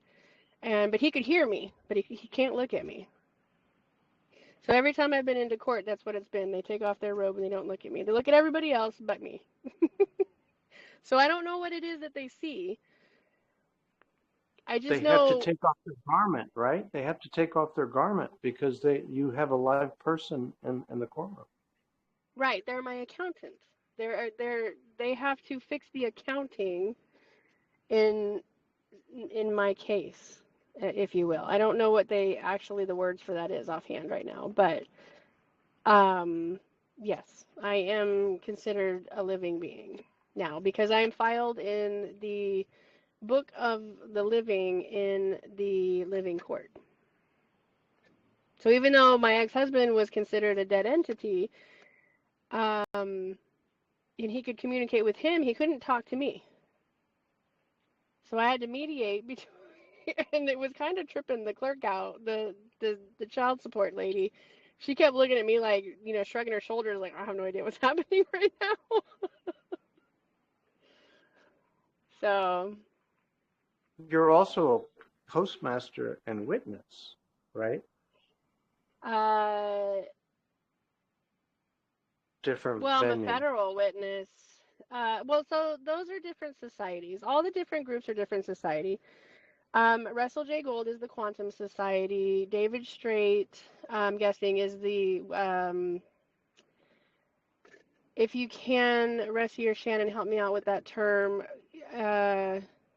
citizen something. It's not sovereign citizen, but State what did national. he do? State National, yeah. He's the Society of the State Nationals. Anna Von Ritz is the Society of whatever she's doing. And then everybody else with the IRS stuff or the covenant, the new covenant of Jesus Christ, those are all societies. So as we're going through a reset, it was brought up to me by another individual who is very well versed in the different esoteric discoveries. He was actually put into one of the new societies by the FBI because he figured it out. And now nobody can even talk to him without asking the FBI's permission first. It's weird. So I know which one he's on. I can't think of it offhand. Anyways, he did talk about the different societies. So he asked me, he's like, so are you building a new society? I was like, no, I'm just trying to free people. He was like, no, you can't just free people. You have to build a society. And in this matrix and how this works, they're not going to let you do something without building a society. So are you building a society? And I was like, I didn't understand what he was asking, right? So I'm like, well, I didn't think of what I was doing as building a society, but I guess if that's what that entails, I guess everybody who does a book of life and frees themselves would be in the Society of Freedom. So I didn't realize it. I haven't been rejected, but I'm struggling to move forward because they don't want people to be free. Because will it collapse the economy? It could. What I'm doing could collapse the economy, and we would be, the end of Rome all over the world. But in my documents that I wrote, I said I am not trying to collapse the economy.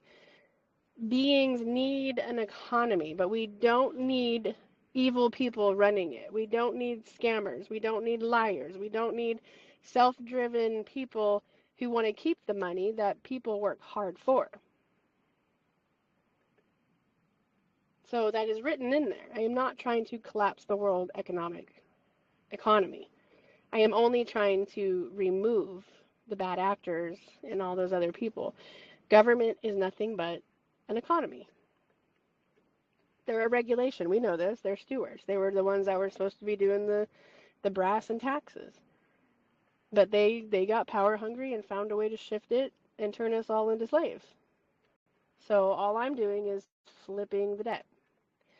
I have the key in my personal family's legacy to put them into 1,000 years of debt. And normally we would do that when a civilization switched. So it would all go to war and all the bad guys would be killed, and then we'd have generational corruption again, and that's the whole reset. That's what it used to look like. People would die, whole towns would disappear, because that's what we're kind of seeing. But in this reset, it's not going to be that way. It doesn't collapse. It shifts. And that's the first reset since the fall of Atlantis, that it's shifted and not collapsed. Now, would have it collapsed if, Russell J. Gould or Anna von Ritz or David Straight succeeded in their society over the world? I guess so. That might have been war because they promote violence in the court. They tell you to go in there and demand your stuff back. I'm not telling people to go in there and start a fight. I'm like, if you start a fight, they're going to fight back with you. Because if you were trying to come into my house and said, well, I'm going to live here and I'm going to be like the shit you are, it's going to be a fight, right? But So, Mary, don't you think that, like, that's how I saw it? It's almost like the gatekeepers, and by different methods, whether it's the straight or the Anna von Reitz or even the TikTok that I know it had Kim Guggen on there, that was on your page. yeah. Because she's just showing the like, this is how it works, okay? And this is where the Council of 300 are. This is where your royals are down here, and even Soros way down here. It's like, this is where we're at, okay? Do you know who's at the highest? No, I figured it was you. Well, not yet. I'm still down here with everybody else. That's fine. You guys are gonna come up with me. That's how that works. Is that three positions up there? No, in the center? there's 7. Oh, okay. So there's It's a 7 hierarchy. elders. Yeah, I don't know if it's the immortal 7. I know that I got what's called elder law. Not elderly law, but elder law. It's a totally different law where these people govern over the society. So there's 7 elders that literally govern over the societies. Now, I didn't find that until that guy told me about it. So then I started looking up. Wait, you got to repeat that all because you're breaking up from the very beginning of explaining where you are. You're down here, and then just clear it up on the other. Yeah, because I didn't hear it. Okay, can you hear me now? Perfect. Okay. I just didn't hear you say who's at the highest. Huh? The only part I didn't hear was when you answered who was at the highest. So the highest, so again, I'm still down here. I'm in the application, the final steps of the application process. And the highest are called the elders. Okay? So they're not, there's only 7 of them from my understanding. I mean, there could be more, but I only know of 7. I don't know who they are. But yes, the kings are under them. They could be the Immortal 7. They could be somebody else. I don't know who they are. I do know they're leaving.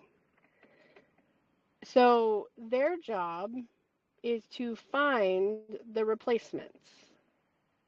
Okay, so I don't know what that looks like. In the whole grand scheme of things,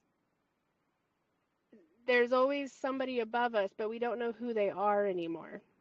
So the highest order of law is elder law, not elderly law. So when you Google it, it's going to show you elderly law. Because you can't find it. It's in the law library of the living. The elders are the keepers of knowledge. They're the mediators between you and the high, meaning whoever your creator is. Because not all of us have the same creator. Some of us don't come from Earth or this galaxy. So you have different creators, and the elders are the mediators between them, whatever that looks like. All I know is that when he told me about the societies, I found elder law. And it was amazing and creepy at the same time. It was a shift of my own brain. I was like, whoa. Because as I was reading all this elder law stuff and who these people were, it was I don't know how to even explain these people. But they have ascended into a higher realm of being. And their job is to regulate, but they cannot interfere. Absolutely cannot interfere. Just like I can't interfere in your life, you have to make your own choices. But you also have to live with the good and bad consequences of all those choices. We all do. Even I do. And trust me, I've made a lot of probably very poor choices, during this whole process. But I'm alive, so I take that as a win. So So can what we circle Kim back? Gogan, Yes, thank you. I was going to say, can we circle back to where that Chili asked about the chart right. and why everybody's probably confused why you sent it? So with Kim Gogan, I've talked to Kim Gogan a long time ago when she lived with James Rink. And she is an heir. She was an heir. She was a chosen heir at some point. The thing was when she said at the end of that video, so who is this person that they're all talking about and where are they going to sit? So it's whoever finishes this race. So it could be me, it could be Russell J. Gould, it could be Anna Von Ritz, it could be David Straight, it could be any of these people who are on this path of it is the final race. I that's all I can identify it as is a race to be over the world. That person that she's referring to is not going to be sitting anywhere amongst those people. They're going to be over those people. All of them. She could have been. 100% could have been. However, she made a mistake, just like most of these people do. They get what's called starstruck by these people who have been over us for so long. They get excited to be around these kings who are false kings. The aliens, they get excited. The aliens aren't going to come here because they're higher beings. They're lower beings coming to a planet with a higher gene sequence so they could try to capture some of that genetic power. So to be starstruck in front of aliens, it's kind of silly. To be starstruck in front of anybody that calls themselves, a star or anything like that, it's silly because they're not higher than any of you or me. We're the highest ones, we just don't remember. So what she's talking about is, I don't know who it's going to be. It could be me. It could be all those other people. It's somebody. Somebody is going to make it to the very top. Kim Gogan didn't make it to the top because when she went to Antarctica, and I knew her then, but when she came back, she was a completely different person. And then she said, I work for the elders. That's not something that puts you in a position of anything high. When I am in front of these elders, they're coming to me. I don't go to them. You need to know who you are. And then if you get so excited when you get approached by these people and you go to them, oh hey, we're gonna fly you to Switzerland. What an opportunity to go to Switzerland. And I will have to go there to get the certificate to go to the Hall of Titles eventually, but I'm not going to go before I get my court paperwork stating that I am who I say I am. But they'll try to get you to do it before, so you can sign a contract with them to be under them. So they can recapture you, but you'll have a life of luxury. Would that be the I can't even say that. You know how the Pope, they even check if he has balls, before he sits on the chair because they could never have a woman, because that would mean going back to a matriarch. Like, is that the seat that you're talking about? Sacerdotal seat? I don't know Or what is it? it's called. I just know it's the seat of the chosen ones. Like, you were chosen by the creators. You guys are chosen ones if you choose to do it. Everybody's chosen if you feel the pull to be chosen. And then once you're chosen, you have to be able to do it. You can walk away from the choosing 100%, but you're the only one that can choose to move forward or not. I guess I'm a chosen one, but again, we're all chosen. We're all waking up right now. That makes you chosen, right? What path you take and who is choosing you. Like Chili, you may not even be like chosen for this planet. What if you're chosen for, like, I don't know, the Pegasus galaxy or something? I mean, what does that look like? Right? For sure.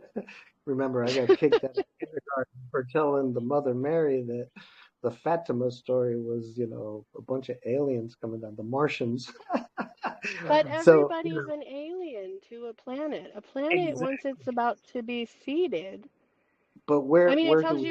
it tells you in so many different verses in the Bible that God is not even from this world. He is in it, but not of it. He came down to plant the seeds. To grasp that we all come from different places, I think is a good Right. start. And But from that's the what temple, natural evolution is when you see a planet that has just, I guess, vegetation and beasts on it, that's what seeding is about. We're going to seed life on the planet. If the planet likes you and it doesn't send its already existing beast-like creatures to destroy you, then you will become a part of that planet's energy. That's what the original bloodline was about, is because you're a part of the earth. So we are a part of the energy that micro moves the earth energy around on the planet. That's why we're stagnant, because none of us are able to travel like we should be. So, but if you go to electricity, you have negative and positive charges. So right now we have too many negative charges, and the positive charges aren't allowed to add anything because there's too much of a negative gene sequence to the planet. So it's making her sick.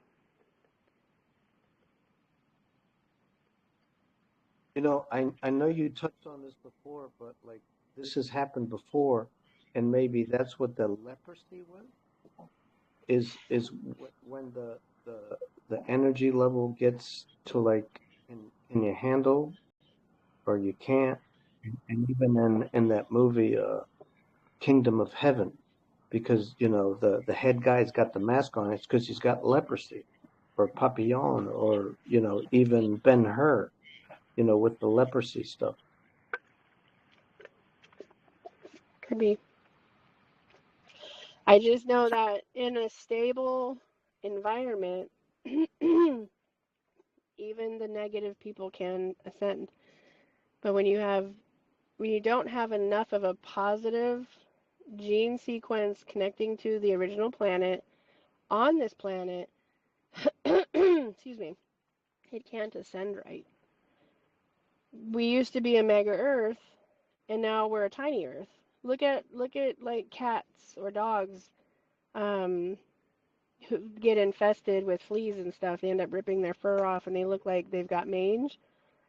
I've literally seen that, and those are sand fleas that do that. But you can't really see sand fleas because unless they're adult and breeding, they're white, so you don't see them. They just look like hair or raw skin. But they're literally drinking these animals to death. And they're skinny and they're sick. That's what the planet looks like right now in our solar system. It's tiny because it's been harvested. Just because we move dirt and take minerals, break it down and turn it into something we put on top of the dirt that we just moved, that's not progress. That's degress. We're degressing in evolution because of the elites. And I personally think that the heavens do the resets because it always happens around when we get technology. Well, how many times do we have to learn that you can't take something that's supposed to progress civilization into a positive era and use it as a weapon to kill people with or to destroy people with or whole civilizations? The only thing the elites learned how to do was hide from the resets. I don't think they're the ones actually creating the resets. They're the ones leaving us out here to suffer the consequences of their actions. And we all die and get punished. Along with the sovereignty stuff and getting to our treasuries, don't we have access to celestial chambers, like maybe something that Jared Rand is working on, instead of like biofeedback or lesser technology? Not like Bethesda, You have maybe? to be living. You have to be living. So you have to be in the book of the living. Does that mean that with your Twix card, you're like living when you fly through airports?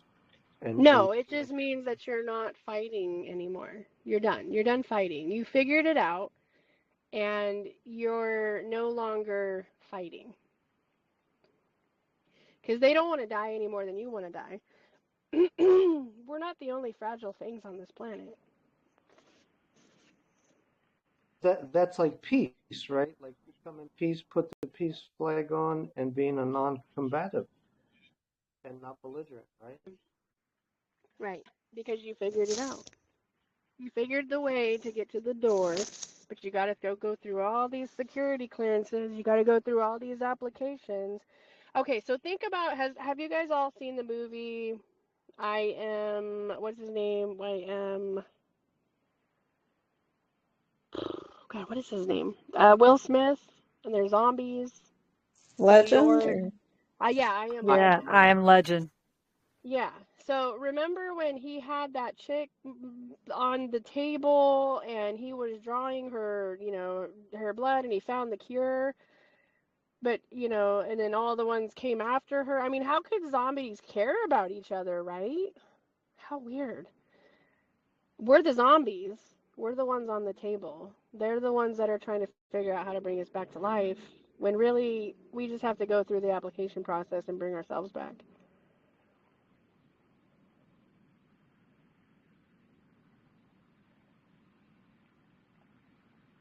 Because they can't operate on the living. They can only operate and experiment on dead people.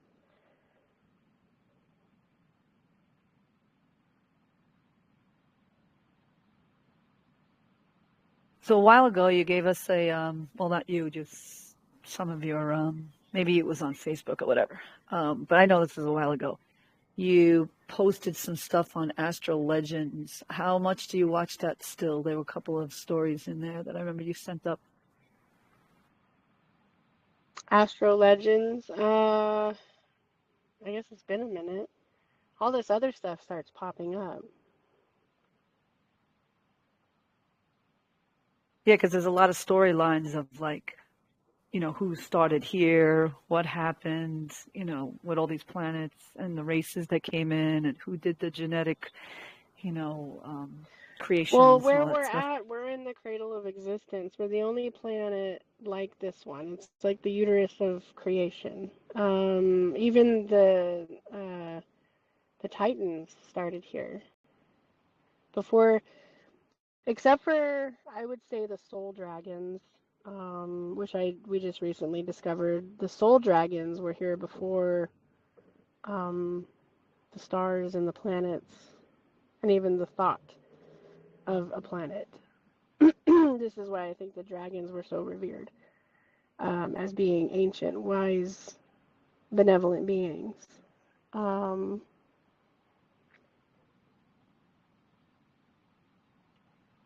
So, again, the further up we get, the more answers we get. And then it kind of puts together the missing pieces of the already, 50,000 puzzles that we're doing at the same time. If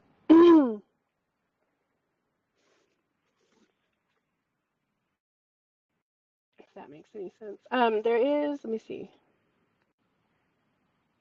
So I do want to go into the third question because I saw that written somewhere. I do know it's part of the forbidden knowledge. Not that one.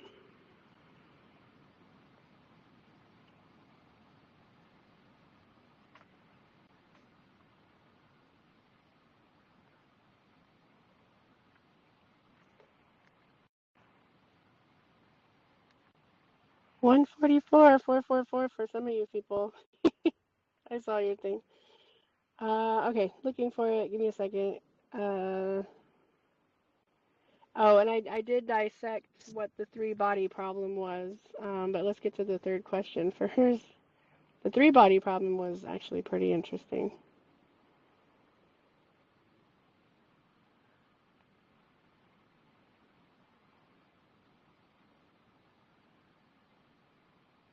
Oh no, I don't know where I sent it.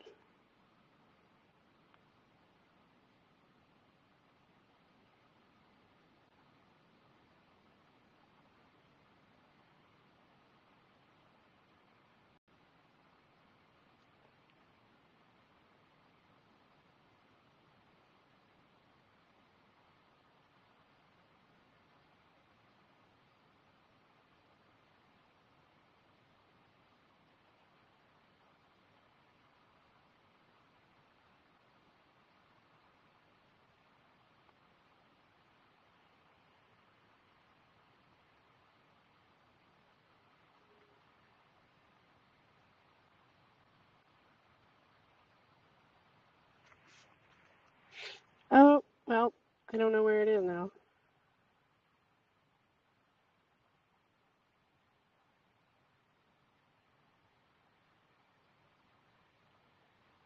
Not the 13 thrones.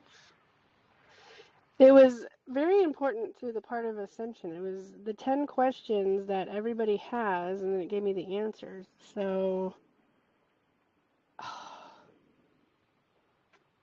I know I saved it. I'm not finding where I saved it to. Oh, wait, maybe I sent it to myself in email. Hold on. Wait, so that was the 42 written? Is that what you're looking back for? The 42 is the ultimate question, but again, every number has a question.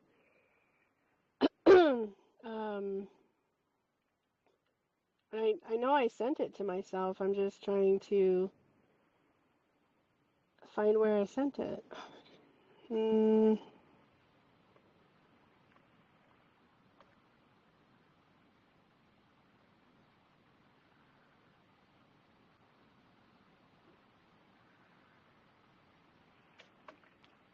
This sucks. I'm so sorry.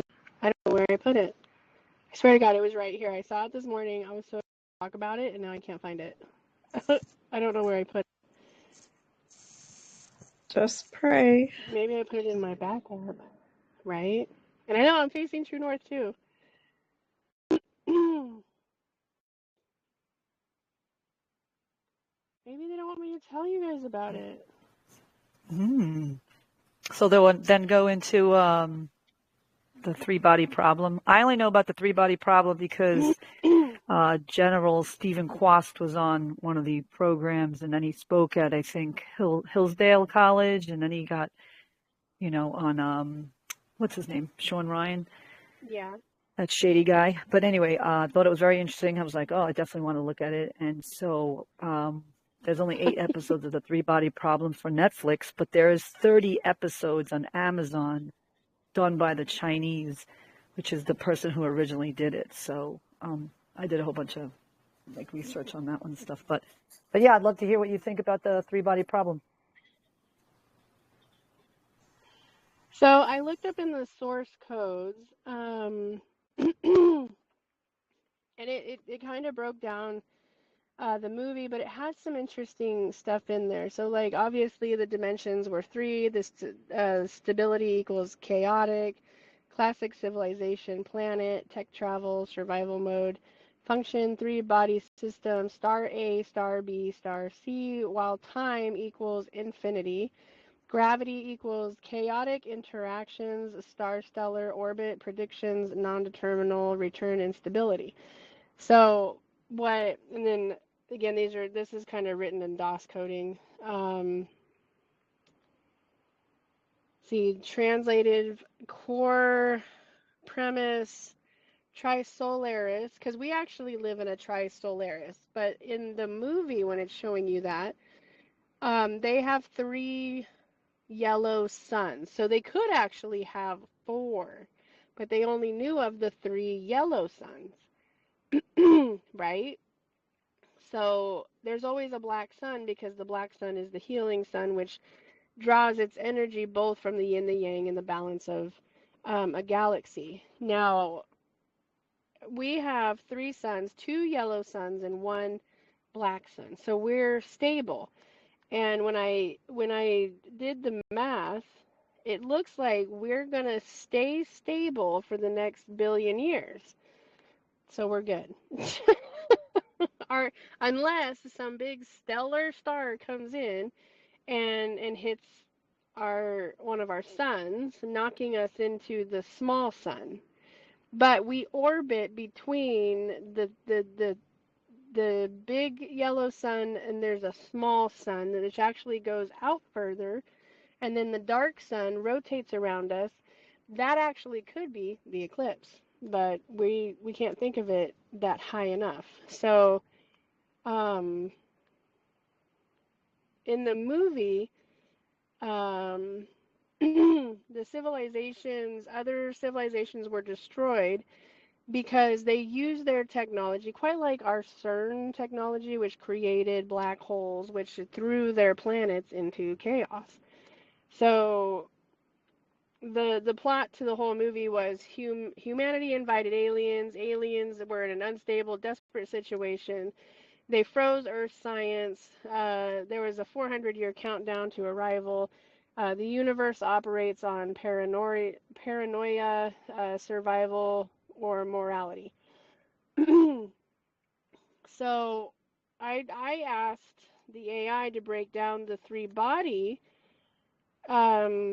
question, and then I put in the mathematical equations that I came up with, which they had an A pulse, B, and C. Every object pulls and pushes. So when I would tell people there's always the yin, the yang, the here, the there, the push, the pull, the to, the from, they had 3 of those. So it was A pulls B and C, B pulls A and C. So everything was pulling the surviving planet, because each planet has a grid. And the grid is natural to each of the stars, which are the suns. And I believe what they did in their phenomenon was they destroyed their other planets, and that one planet was left bouncing on the other grids of where their other planets used to be. You know how in our solar system we had the mega Earth and it blew up or got blown up or whatever, and now we just have these rock formations going in circle where the planet itself would rotate? Rusty, you might know that. Shirley, I'm not sure if you're familiar. Yes. Because that's only one version of the book. There's 3 books. So there's only the first 8 episodes is that first book. Okay, so yeah, so that's what I was breaking down with the formula that I saw that they were describing, and that's why they were thrown into chaos, is because their planet was jumping from each of the sequence, because the existence of, I would say, the route, the original planetary route, kind of like at the end of the movie where uh, the guy's brain was shoved out into space and he missed that marker and veered off. That's what the planet was doing. Is it's off its natural track of space, orbiting. So then it's hitting everybody else's, or all the original planets that were there, and that's where the chaos comes in. So depending on where it shifted, where because the natural order of the planet's movement doesn't disappear just because the planet does.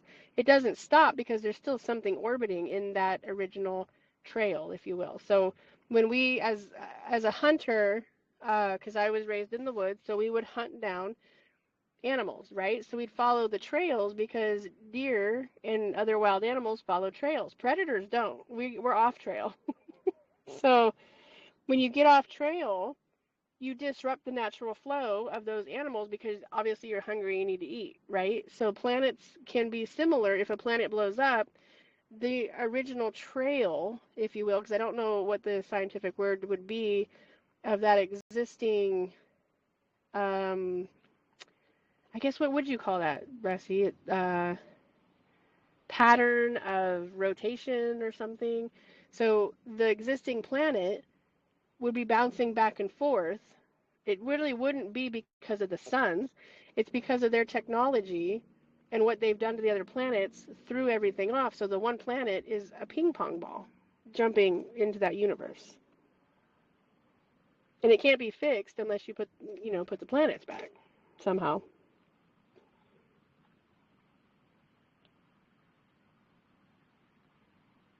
Yeah, I think it's actually it's a great series, or at least a season that they had there to explain a couple of things of like how we're connected to that other world. But I think I know there is some hidden information in there that you have to kind of sit down and process it. Right. But we're the only destruction and that the planet is looking at. But that won't happen, at least if we accelerate into, because again, the math kind of makes more sense now at a higher level. So when I put the math sequences in from this sigil into the answer, it gives you the answer. Like, we can destroy ourselves in 1,000 years with our technology. However, the doom and gloom clock has already started, and if man tries to use its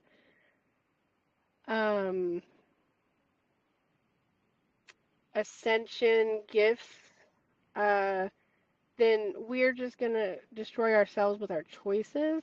I don't believe we're actually going to be the ones that destroy ourselves, but we're going to trigger the gods because they don't care about us. They care that we exist, but if we're going to destroy the planet or ourselves, we're considered a failed species. So they have to remove us because without the planet, there is no experience of life, right? So we need to learn to stop using technology as a weapon and use it for its intent and purpose, for growth, for evolution, not for how many people can I control in one planet. It was never meant for control. So if we can't figure that out, we're creating our own doom's clock because we have free will here, and we're the ones creating our own free will.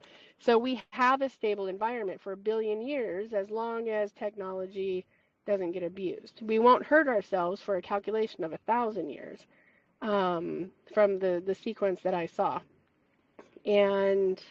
But we can escalate our own destruction because of free will. So, but because of free will, we have bigger consequences. So that's why I think the heavens actually are the ones that do the resets, because they have to save the planet in order to try again. So the next reset is in the Bible, and it is the lake of fire, which the whole planet turns into molten lava so that she can grow. and all the prison stuff's being moved. So when we close a prison, you have to, as a prison ward, if you're over the whole prison and let's say you've got thousands of inmates. Not all inmates are there in the same charge, right? Some are there for a few years, some are there for life, some are like in lockdown. So you have to find other prisons that will take these prisoners if that prison is shutting down. So if the prison of Earth, Middle Earth of where we're at, is shutting down, that's what they're doing. They're sorting us out with our own choices, our own free will to find a way. How you find that way is, I don't know. We're either going to go through death, where they take your body and your soul to another planet if you're a low frequency, like the 9 and the 10, or the 9 and the 10s. They'll go to another prison planet because they still have to ascend into higher dimensions, and they're there for whatever soul contract they're there for. The 11 and 12s that we are, the ones waking up, we're either going to find a new master, or we're going to find our people, which is whichever species of the 200 something that are here. You'll figure out who you are, and then the ones that will stay here, which isn't much.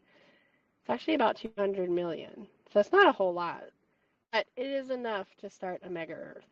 But most of the species will return back to their own galaxies, from my understanding and from what the math of this sigil says. So we're not going into an era of chaos. The aliens that came down here, and I think this has already happened, Rusty. I think the aliens already invaded, and that's why we were living in this weird matrix. The 400 years was literally 400 years ago. Yeah, it's funny. I did a video on which like took me back and made me crazy, because before the movie is Moon. Is it Moonfall? Yeah, the movie's called Moonfall.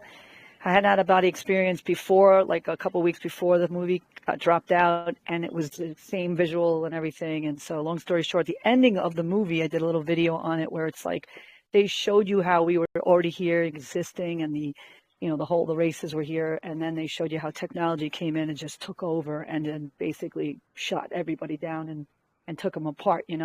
The movie's a little far-fetched about the moon. There's some certain things that are in there, but the thing that affected me the most was how technology did tear everybody apart. Right. So, and then we used to have 2 moons. I mean, we were in the era of the 2 moons.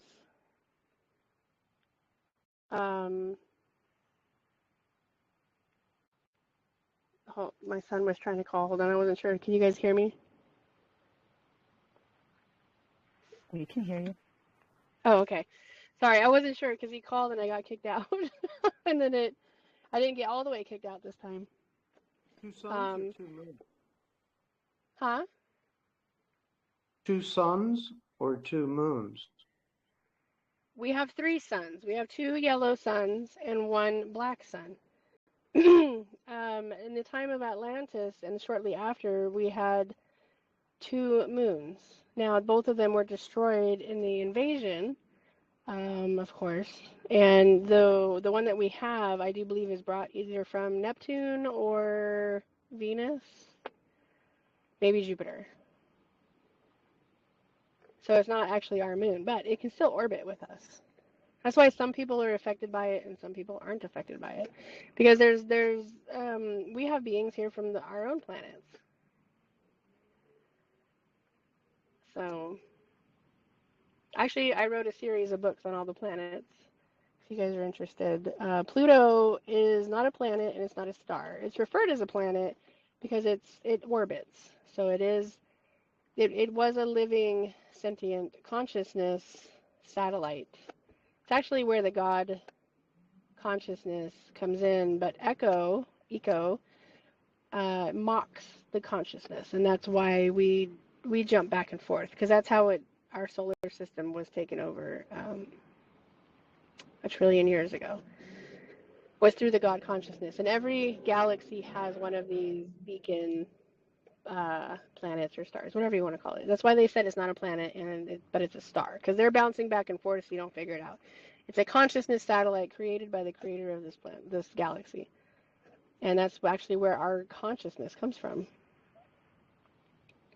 Is Pluto. That's why they wanted you to think it was insignificant, but it is actually the most significant one to all of our planets.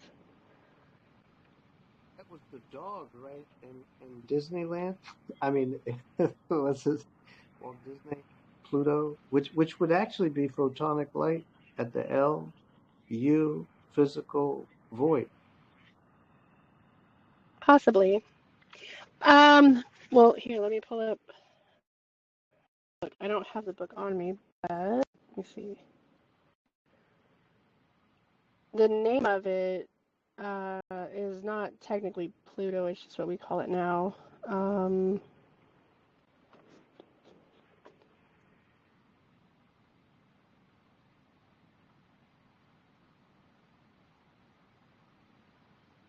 Oh, hold on, I'm in the wrong one.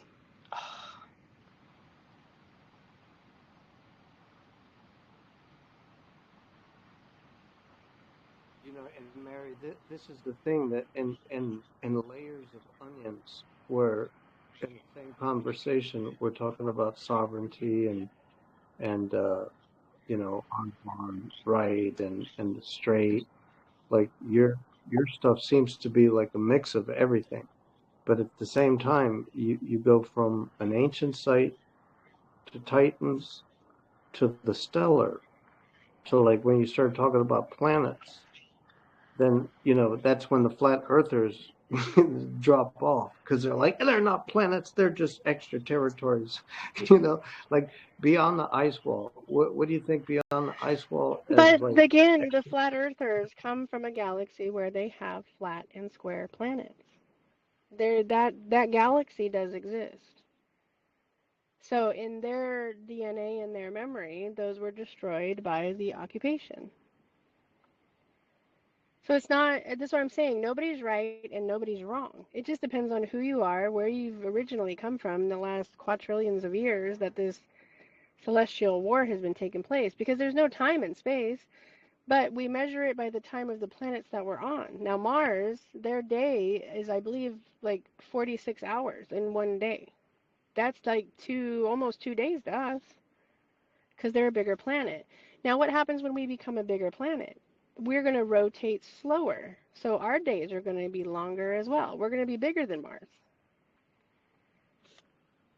So, but there are flat and square planets, just not in our galaxy. We are a round planet, and the dome is put on us. It's just like if you take a cup, because you have a bee or something that landed on the table, and you put a cup over it to try to get it out, slide a piece of paper under there. That's what happened. We got cut off from the rest of the planet because we engaged with Ra and his adventure with the Book of Dead. So I am related to Ra. I'm related to Horus. Horus and the eyes that can see isn't a bad thing. And these people were real. It's not fiction, because they're in my unbroken bloodline. That's where you find it, is in your bloodline. The Star Wars movie. I was watching, what movie was it, Rusty, we were talking about with the baby Yoda? Mandalorian. It's Mandalorian. Yeah, so if you watch, you get to the end of the Mandalorian series, which there's a new one, there's a new movie coming out, Mandalorian, with, baby Yoda. If you watch the end of that, it suggests that you watch the story of Boba Fett, the story of all the other people in there. And then it hit me. I was like, oh my God. I tell people to go read the book of Job, to go read the book of Joseph, go read the book of Joel. That they're just people's stories who conquered evil. Do you see what I'm saying? That's the celestial Bible, and now we've got our earthly Bible with the Jesuses and the King Davids and the all these are the Boba Fetts, these are the Mandalorians. It's a story of somebody who conquered evil from taking over. And we have these stories. What we're building right now is the story. we're creating the new Bible on how we defeated, evil. I mean, who's the evil person? We've got Lucifer, we've got these alien races, we've got all these things. That's going to be the next Bible, how we conquered the species who took over consciousness. That's the next Bible story, because that's what we're in. That's the war. It wasn't the war really against our physical. Some of us, yes, or the majority of us, yes, but it was really against the consciousness. How do you capture and sell a consciousness? Well, they figured it out. I mean, that's kind of strange, but they did it. And we're the ones that are going to write the story on how we break free from it.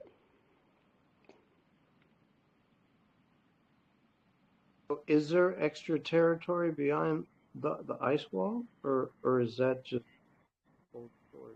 Yeah, but it's a whole world. So we have flat maps of Earth, right? I have one, on the wall for my kids. I can see all the continents that, they want us to see.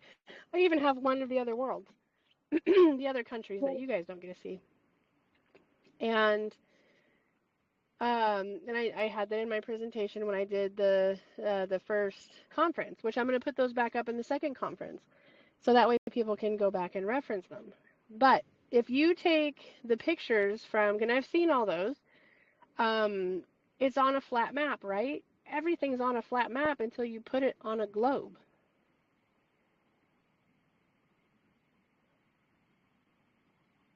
I definitely think it's both. It is both.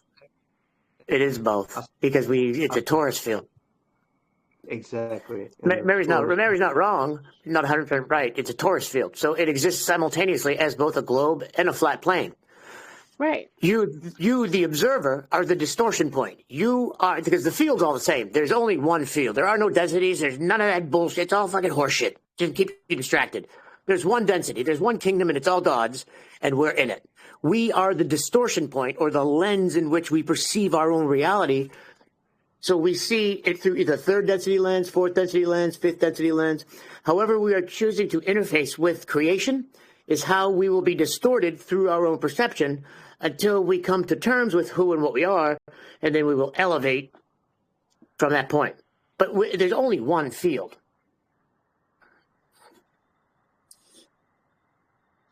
Right. How you doing, Mary? It's been a while. Huh? I said, how you doing, Mary? It's been a little bit since I talked to you, a couple of years. Hopefully you're well. I'm doing well. No, you're fine. It's been quite a ride, let me tell you. Woo! Man, I should have signed up for tickets for this a long time ago. Oh, I know. Well, I didn't know where to put my place, and I guess I'm at the stage where I want people to try to figure out as much as possible, because we're all keys. You're a key, I'm a key, everybody's a key. We all have the separate keys, and the key to the whole key is to come together to make the whole key for everybody to get where they need to go. Exactly, because every individuation, every expression has a unique piece of the puzzle, but no one has the entirety of the puzzle. Right. So everyone's path is unique, which is why people are trying to follow each other, and you can't. You got to break out your chop saw and your chainsaw and cut down some trees and make your own path, because following somebody else's ain't going to get you where you need to go. Right. That much I have figured out. And as crazy as some of the stuff that I've seen people have to do, it works. It works for some, because some people belong to those societies. It doesn't work for everybody. See, I've wondered that, and I heard you guys talking about that when I first popped on, about all of these different versions of Earth folk being in this particular here and now right now as it's reaching its climax. I was actually wondering that, because there's so much disparity between the way that people even function in the world. Right. Well, and that's why when he told me about that, it clicked in my head. I was like, we're all different societies. Well, there's the secret societies, and there's societies above the societies. So it comes down to the society. If we're all 200 something different species stuck on the same rock, if you will, fighting for what appears to us as large enough territory, but it's really not. Because how long have we been stuck here? According to the esoteric maps, the dome was put on us after the fall of Atlantis. So that was about 75,000 years ago to 63,000 years ago. I have seen the artifacts on those predates. But again, they're not exact science because there was 9 kingdoms at the time. Only 7 of those kingdoms fell. 2 of them still exist today, but on the other continents nobody can see. So, and on the esoteric forbidden knowledge, we're listed as the Masonic Atlantis. So what does that mean? When it says Masonic Atlantis, we're owned and run by Atlantis, which is the Navy. And I have discovered that the Navy does, participate in land grabs where there's water underneath it. So that's where I discovered the underground, I would say, water tunnels, where they literally have submarines going underneath our country, like nothing. So it's not just physical tunnels where we have trains. We've got underground water tunnels too for submarines and ships and other things. Whales end up in Lake Michigan. They said there's no hunting of sharks in Lake Michigan. Well, how did the sharks get in Lake Michigan? Because there's underground tunnels that go there. And one of the biggest naval bases is up there. You know what I mean? So, again, we got into the Book of the Dead because of Ra, and we are in a parallel world of ourselves. So, a lot of the brain twitching that we have that goes on, like sometimes I'll wake up and be like, oh my God, I feel like I'm in 5 realms at once. Because I'm literally, my consciousness is trying to heal, but I've been in several places. And our historical background, our ancestry, everything is coming back together, and it's like crashing into each other. And it can be disruptive.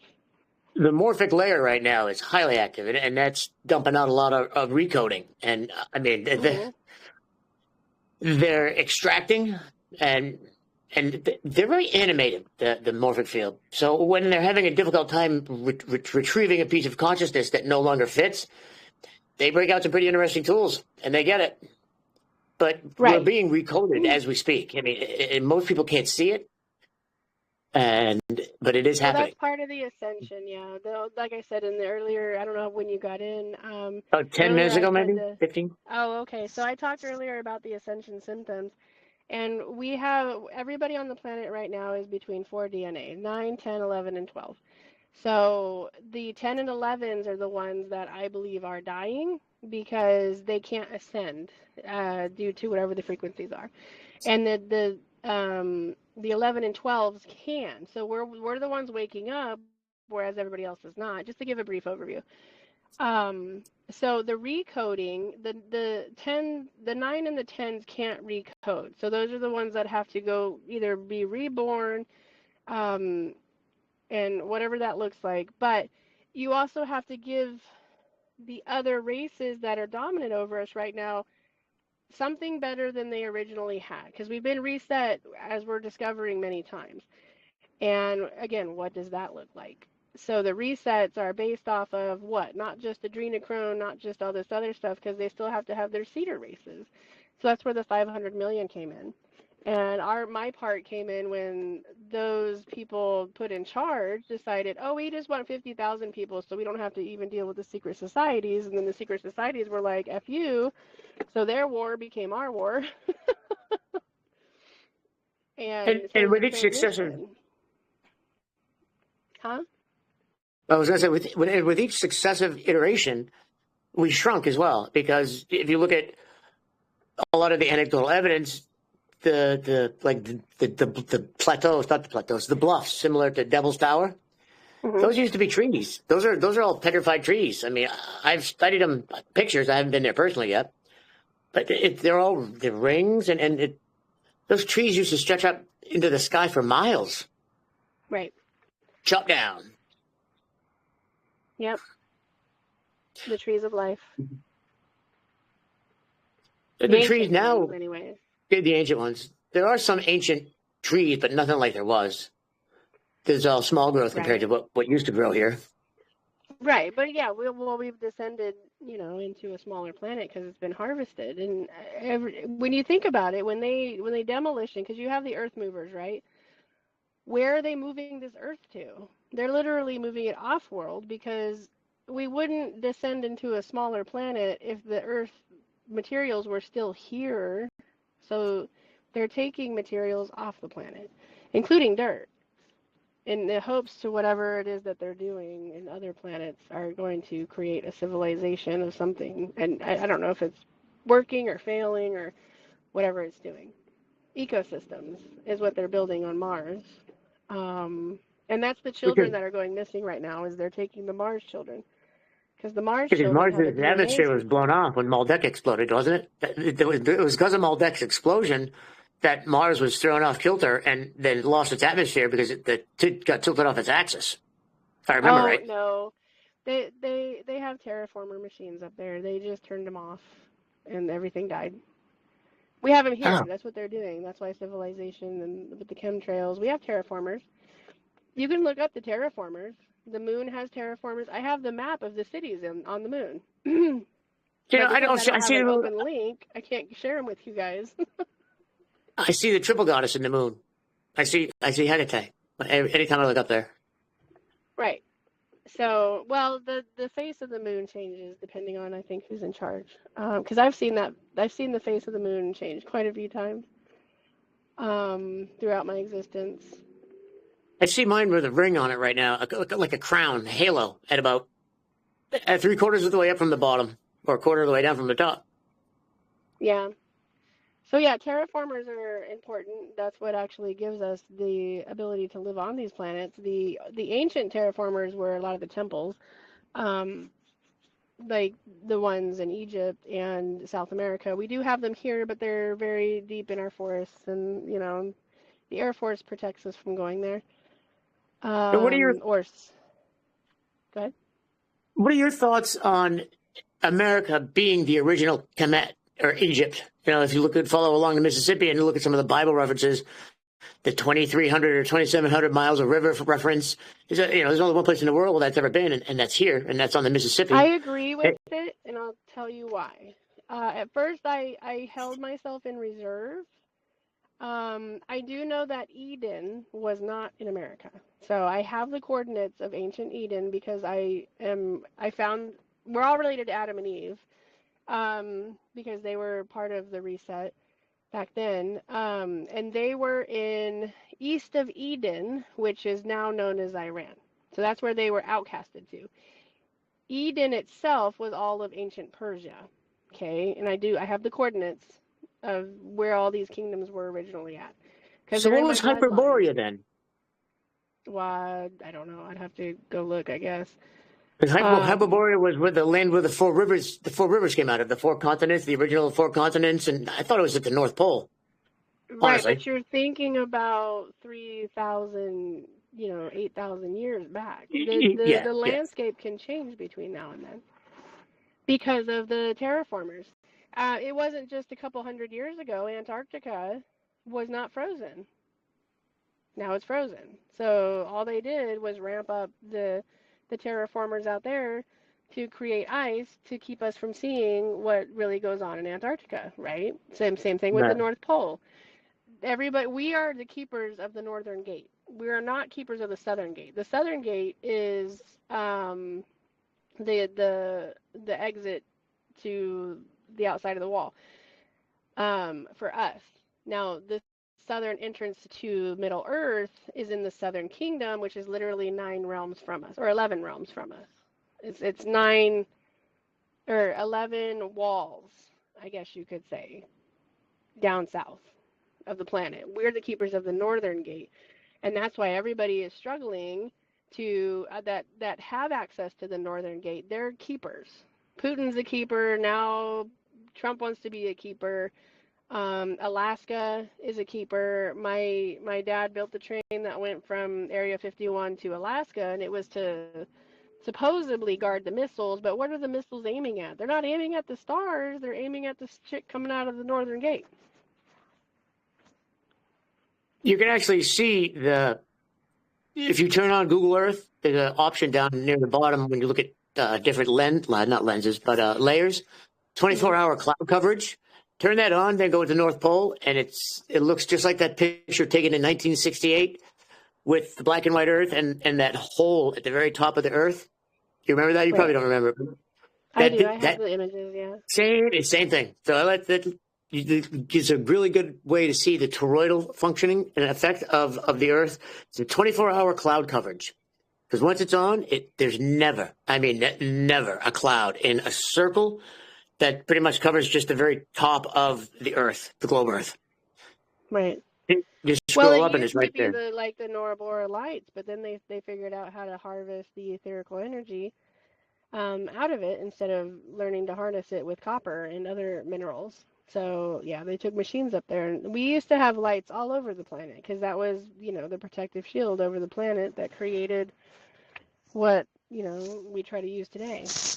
So that's why they keep it sacred in certain areas because that's where the elites go in order to recharge, because that was our recharging. And now we have to sit here and struggle because they harvested out of our skies. I think that's all going to balance out because they're playing from the same frequency of, the same bandwidth of fear, but just the opposite spectrum. We are operating from scarcity. We're not going to have enough. They're operating from abundance where they can never have enough. But it's the same spectrum of fear, just a different expression of it, different polarity. Right, because a lot of them remember the fall of their own worlds. That's what I'm saying. We don't understand them because we had plenty, right? And they don't understand us because they lost everything. So again, you're right, but it is on a different perspective of fear. So my grandparents went through that. They were hoarders because they went through the Great Depression. The Great Depression, yeah. So they hoarded things and they hid their treasures in crates and boxes under the ground. So I'm pretty sure there's, $1 million chest somewhere. Well, but look at back in I've seen people pull some crazy stuff. But look at the beginning of the 18th, 19th century, end of the 18th century, where the orphan train started. Not only did the orphan train start, insane asylums started to grow exponentially. Yeah. I'm not saying it's connected, but that's an awful strange coincidence that an abundance of orphans just seemingly fall out of the sky. They get put on trains and are relocated throughout the world, depending on where they're needed. And there's an influx of adults who just happen to fall out of the sky, and they need to all be mentally put into a mental institution. Call it crazy.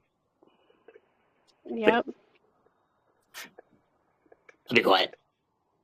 I talk too much. You're so funny. I don't talk to very many people about this stuff because people look at you like you got 18 heads. What are you talking about, man? Are you crazy? No, not yet. Are you on drugs then? No, I'll do that later, though. Thank you for asking. It's tough to talk to people about some of this stuff because there's... What did he say? Yeah, Joy. Hey, Solaris, I'm with you about Kemet. Because even... in the syntax and in the old places where they still is this Chattanooga? Chatta, exactly. Where they spoke Chatta. You travel down the Mississippi and you will find every major Kemetan city in the Mississippi River. On the Mississippi River. Exactly, but that's the Mississippians. And then it's who were the Skywalkers and what was all this land here, and right down to King Tut, where we think maybe he's Egyptian, but maybe Kentucky, and from the white buffalo to the tribes that we think are First Nations when they were probably brought here by the Jesuits, the Mongolians and the Huns. And I think Mary's, when I talk to her about this, my head explodes because I'm trying to make sense of it all. And it's weird to think of America as an old, pre, and then you hear even some of these so-called maybe errors or empresses or what have you, and they were they used to travel from Egypt to Kemet, but only the high priest from over there in Egypt could come to Kemet, and that was through portals, through the stargates, through where these ley line crossings are that have been taken over, and probably, the energy being sucked out of it all. And so from Tartaria to Egypt to the star forts, it's like civilization on top of civilization on top of civilization. And why was steam so cool? So it's like Mary's enlightened me a little bit, but then I've also found some other stuff that I'm like, man, that's where I was in Tennessee, and the whole Trail of Tears. It's like a mistold story. Like even the conquistadors and the melanated people are the true Indians of this land, and the Irish, like the Appalachian. There was a mixed bag of shit here. I mean, it was everything here because the Moors were from the Moab, Utah. That's where the Moors are originally from, and those were the original Native Americans. Very, very few African Americans were actually brought to America from slaver ships. There were very, very few actually recorded slaver ships that actually landed on American soil. Most of the slaves were already here. If you look at some of the ancient paintings of the Spaniards landing in Florida, and they paint the natives not as brown or tan, but as jet black. I mean, I'm not going to say that the artist might have been having a surrealistic moment, but most of the time back then, they tried to paint it as real as possible. Why would they choose jet black as a color to represent the Native Americans, unless the Native Americans were as close to jet black as they possibly could be? I'm not saying right, wrong, bad, or different. It's just there's a lot of our past that has been carefully altered, obfuscated, or altered so that we don't question the narrative. And there's enough of a truth hidden within all of it that unless you're really paying attention or get a swift kick in the keister, you're not going to see it because we don't pay attention that deeply because we were taught not to. We were taught to do everything on the surface and externalize everything and seek help there. And there's absolutely zero help you're going to find. You can maybe find a little bit of guidance, but you got to look within because the answers that you need are in your own heart center. Nobody can find them for you. As crazy as I sound, that's what I've come to understand. And I've been dealing with full-on clairvoyance for like 6 years. And it finally snapped. I finally... I did mean to...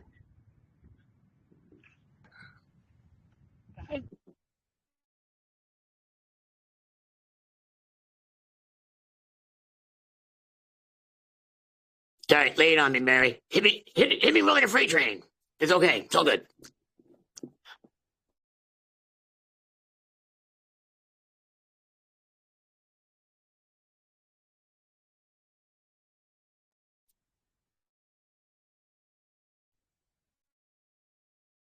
Consciousness goes through different stages of awareness. It has to.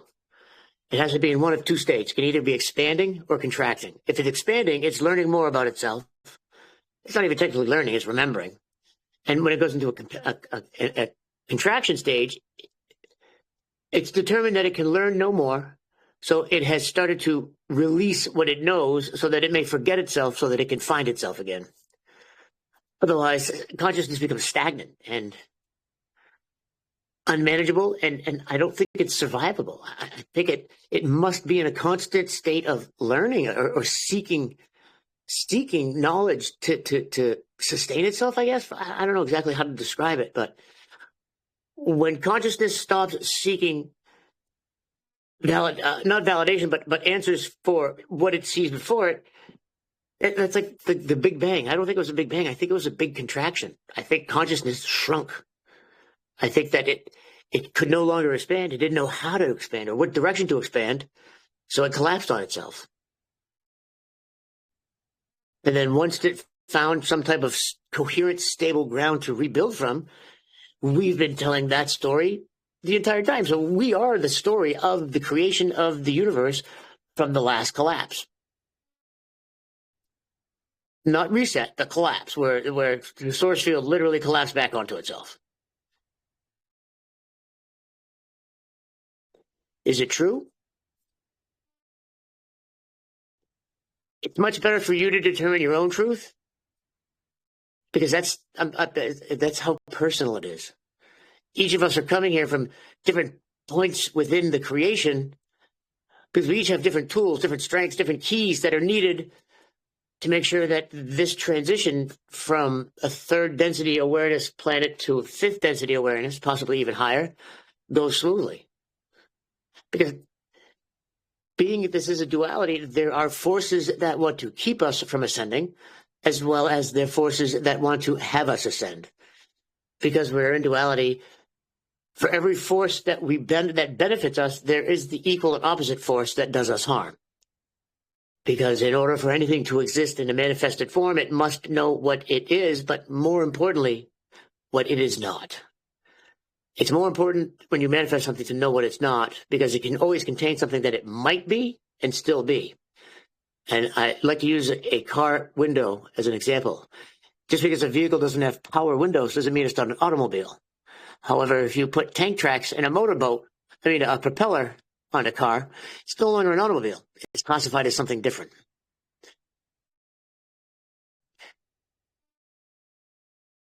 So there's a lot of stuff that we're taught, as far as I've come to understand it, that is really counter to what we're supposed to be learning or putting out there. And see,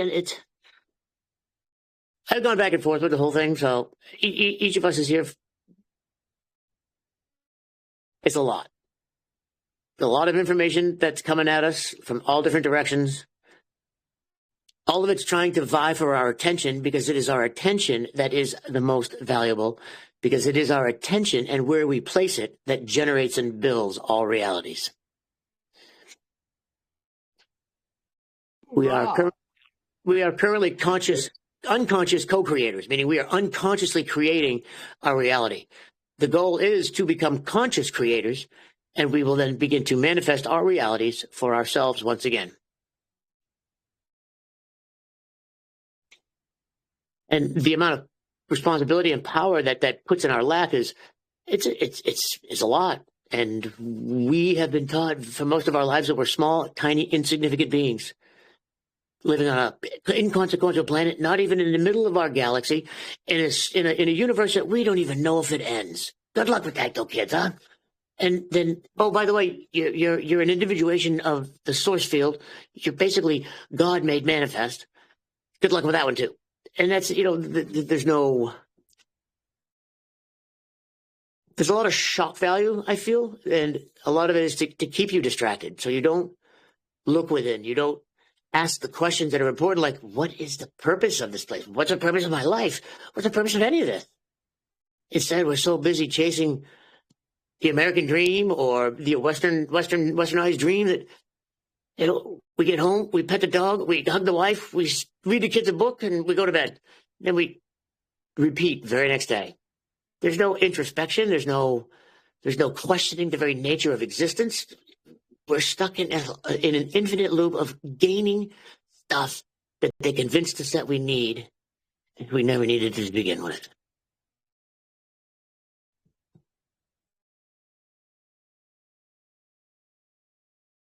I'm off the soapbox. Sorry about that. Rock on, big dog. What happened to I'm only guessing Mary's phone either died or she got out of, I guess, into the Wi-Fi's not working for her. But I just texted her alone. She didn't text back, so I'm gonna just think that her phone died. It is over 2 hours now. It's like 2.5 hours we've been on. I gotta give her kudos. She's a really good person.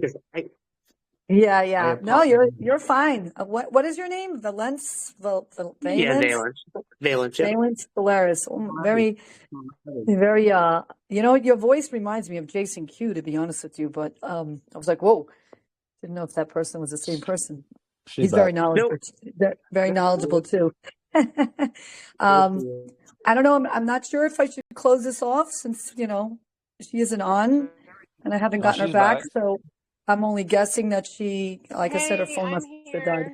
Yeah, you're back. I just texted you. I was like, totally talking, and didn't even know I got kicked off. Sorry.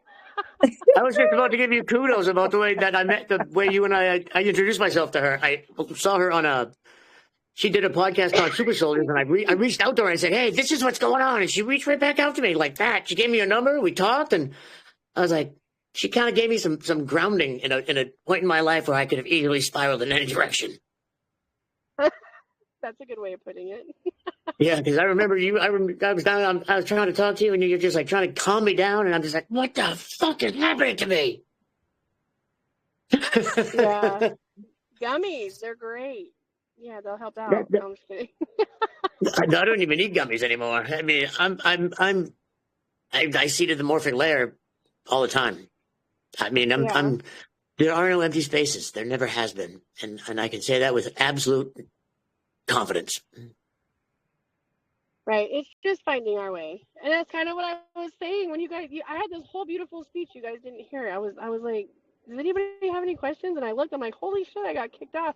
I guess they didn't want you to hear what I had to say. Well, I'm going to put myself on mute. Do your speech. Well, then I might get kicked off again. All of us can just put up we'll put up a little protective field, and they ain't going to be able to do shit to us. Even if two of us did it, they can't penetrate it. They're fucking weak. They're a bunch of pansies. They're a bunch of mimics and copycats. They can't create. They just copy. Well, and they use our creations as their prized possessions. Yeah. No, but what I was saying was the perspective is we share a world with over 200 species of other people. So when we talk about the societies, they're all different societies. They're all different governments. And if you really think about it, like even the reptilians or the other beings, right? The reptilians get to go home too because they're not in the wrong. I know that's going to be a controversial question, but you really have to think about it. And I'm not talking about, that because they eat us and we have human farms, but if you really think about it, the duality is we have treaties on this planet and we have to keep the populations down on everybody, not just humans, not just them. So, and I'm not talking about the humans going in the redneck farm down in Louisiana, chopping everybody up, eating the alligators down there.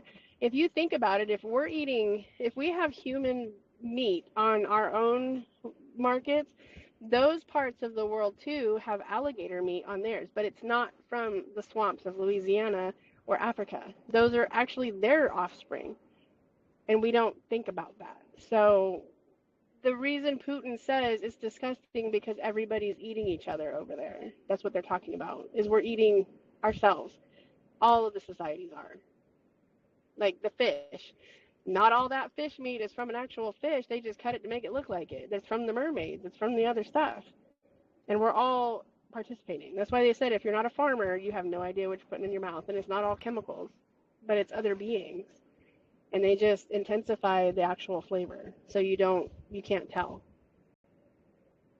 So that's why I won't eat alligator, because I know it comes from like another being, not an actual alligator. If I went down to the swamps of Louisiana, and I have been down there, I would go visit a redneck family and watch them kill something from the swamp before I put it in my mouth to make sure it was actually the beast part and not the humanoid hybrid of the, those particular beings. So that's why Putin keeps saying they're eating each other and they don't know they're doing it. Because we're all eating our own species and everybody else's species.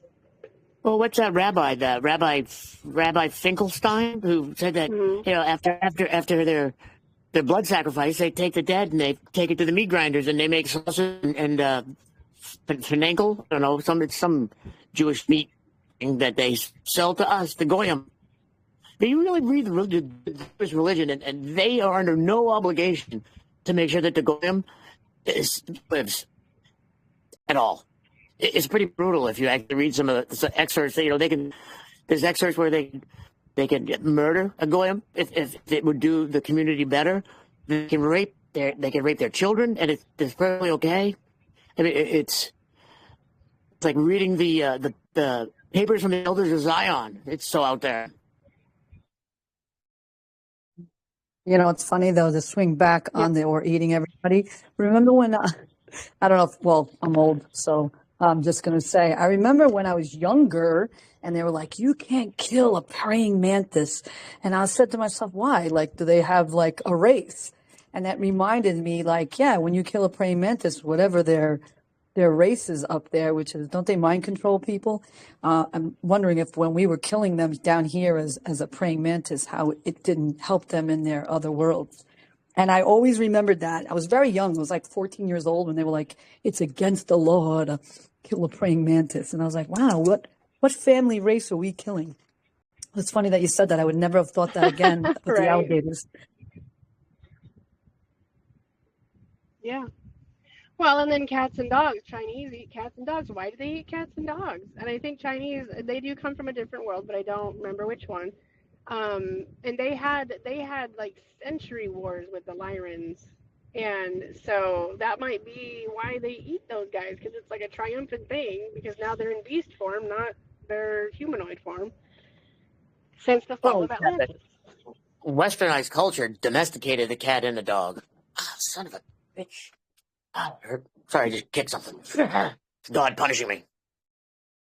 Oh, you know what? My world just crashed right now. My gosh, I was right. Because I used to think these wild thoughts when I was younger. And in elementary school, they would be like, what are you thinking like that for? I'm like, I don't know. It got into my head. You told me this. And I started thinking a little deeper. And I'm not even a deep thinker. So now I always know that we're like channeled in things into my head because I'm always in the present moment. So I don't really have deep thoughts over it. But when I thought that and I saw that, I was like, oh, that's a big, yeah, wow. I'm already like, wow, blown away. See, and that's the best place to be, is to observe the paradox of existence, observe all the paradox, but don't collapse to either side. Because you see the value and the necessity of both. In order for good to exist, there must be evil. In order to understand what bravery is, you must know fear. So all of these seemingly emotions and states of being that we exist in that we don't like, they're vitally necessary for us to have a complete and fulfilling existence so we can actually experience something. Because if there's no contrast, if there's no difference to polarize to, there's no movement, which means there's no experience, because you can't have experience if there's no movement. It's just you're in the void of the infinite possibilities where there is no movement. There's just all possibilities because nothing has yet to actually collapse into form to take a direction. So, and that's that's what I've come to understand. Because you are all things and no thing. You know, you're the murderer as well as the victim. You're the chef as well as the guy who doesn't know how to cook, who can burn boiling water. Because in order to experience anything, you have to have a contrast against it to compare it to. So a metric to determine what it is and what it isn't. If you don't have that, then you don't have any way to compare. So you can't even manifest anything because you don't know what the hell you're manifesting, because you don't know what something is or isn't. Right. I talk really fast. I really do. Sorry, I'll try to slow down. That's okay. No one's holding it against you. No, We're I know. recording it too, so we can slow it. That's okay. You can record all you want, because you know what? I see the Netaru. That I finally figured out what the hell that shit is. It's the Netaru. What the Tibetans used to talk about. That's what I see. Uh-huh. That's pretty well. I just figured that out in the last 48 hours. I'm trying to see if Rob will jump on. He texted me, and my phone it doesn't work, I guess, simultaneously as quickly as I'd like it to. I gotta go, guys. Are you gonna keep recording and post it?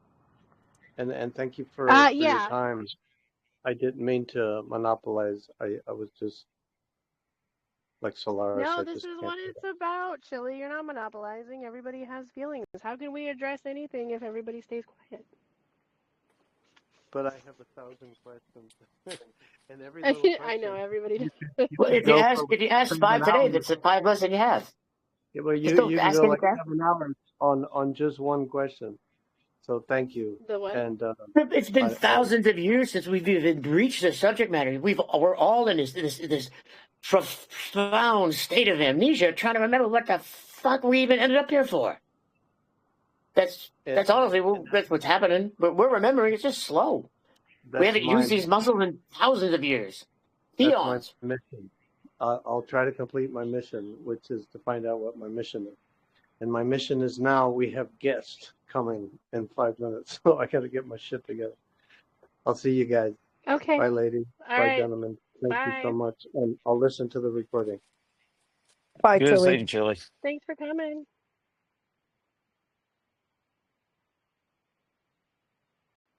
Thank you so much. Thank you, Russie. Thank you, Adam. Thank you, whoever. I don't know anybody here. But I've heard you, Solaris, somewhere. Thank you for partaking. Thank you. Namaste. Of course. Well, we could probably wrap it. Don't do it I on my left account, notes Mary. open I'll get there out of on here if my I'm too phone. loud. No, you're not too loud. It's been, we started at 12, so it's Oh, really? it's over 2 Man, hours. you guys have been going for 6 Yeah. hours. Holy shit. Well, it's 12 p.m. Eastern, Pacific time or Eastern Standard? Pacific time. So, yeah, we've been on here 3 hours. Still, Yeah, there's a times lot of went by information really to cover. fast. Yeah. Well, But, see, the thing is, we could do a 6-hour call. It just depends on who jumps in and who jumps out. You know what I mean? Everybody's got questions at different times. there's so much information that you have to break it down in blocks because there's the volume of information to try and get in one sitting. It's impossible. And I know a lot of times if you ask a question and you just send it out there, because the field, you're literally surrounded by your own field. I mean, it dances with you and it's right there. I mean, most people can't see it. But if you send that question out to the field and the field sincerely thinks that you're ready for the answer, you're going to have the answer. It's going to come to you in just like knowings. You're just going to wake up or you're going to just come to this understanding and it's just going to hit you like a freight train. You're going to be like, oh, shit, that's what that meant. Right. The field will get you the information. It'll just get it. It'll come to you as a, I hate using the word download because it's not really downloading, but you gain access to that part of the hard drive, for lack of a better term. Because I mean, it's basically what it is. The Akash Right, the is hard drive of your consciousness that knows exactly. everything. Yep. Yeah. All right. know, So and- the next time we get on, I'm sorry to cut you off with that, is to find that third question. If you can find that, and if you think that we're not supposed to hear it, then we get it. But I'll be pressing you on that one, Mary. I know. It's really good, too, because it had all the questions up to 10, which, again, this is the knowledge that opens and unlocks our memories. And so, I don't know, maybe it wasn't ready, but I was so excited to talk about it. I wrote it down. I'm like, oh, I got to write this down so I don't forget any of it. And then I can't find it. So that's my bad.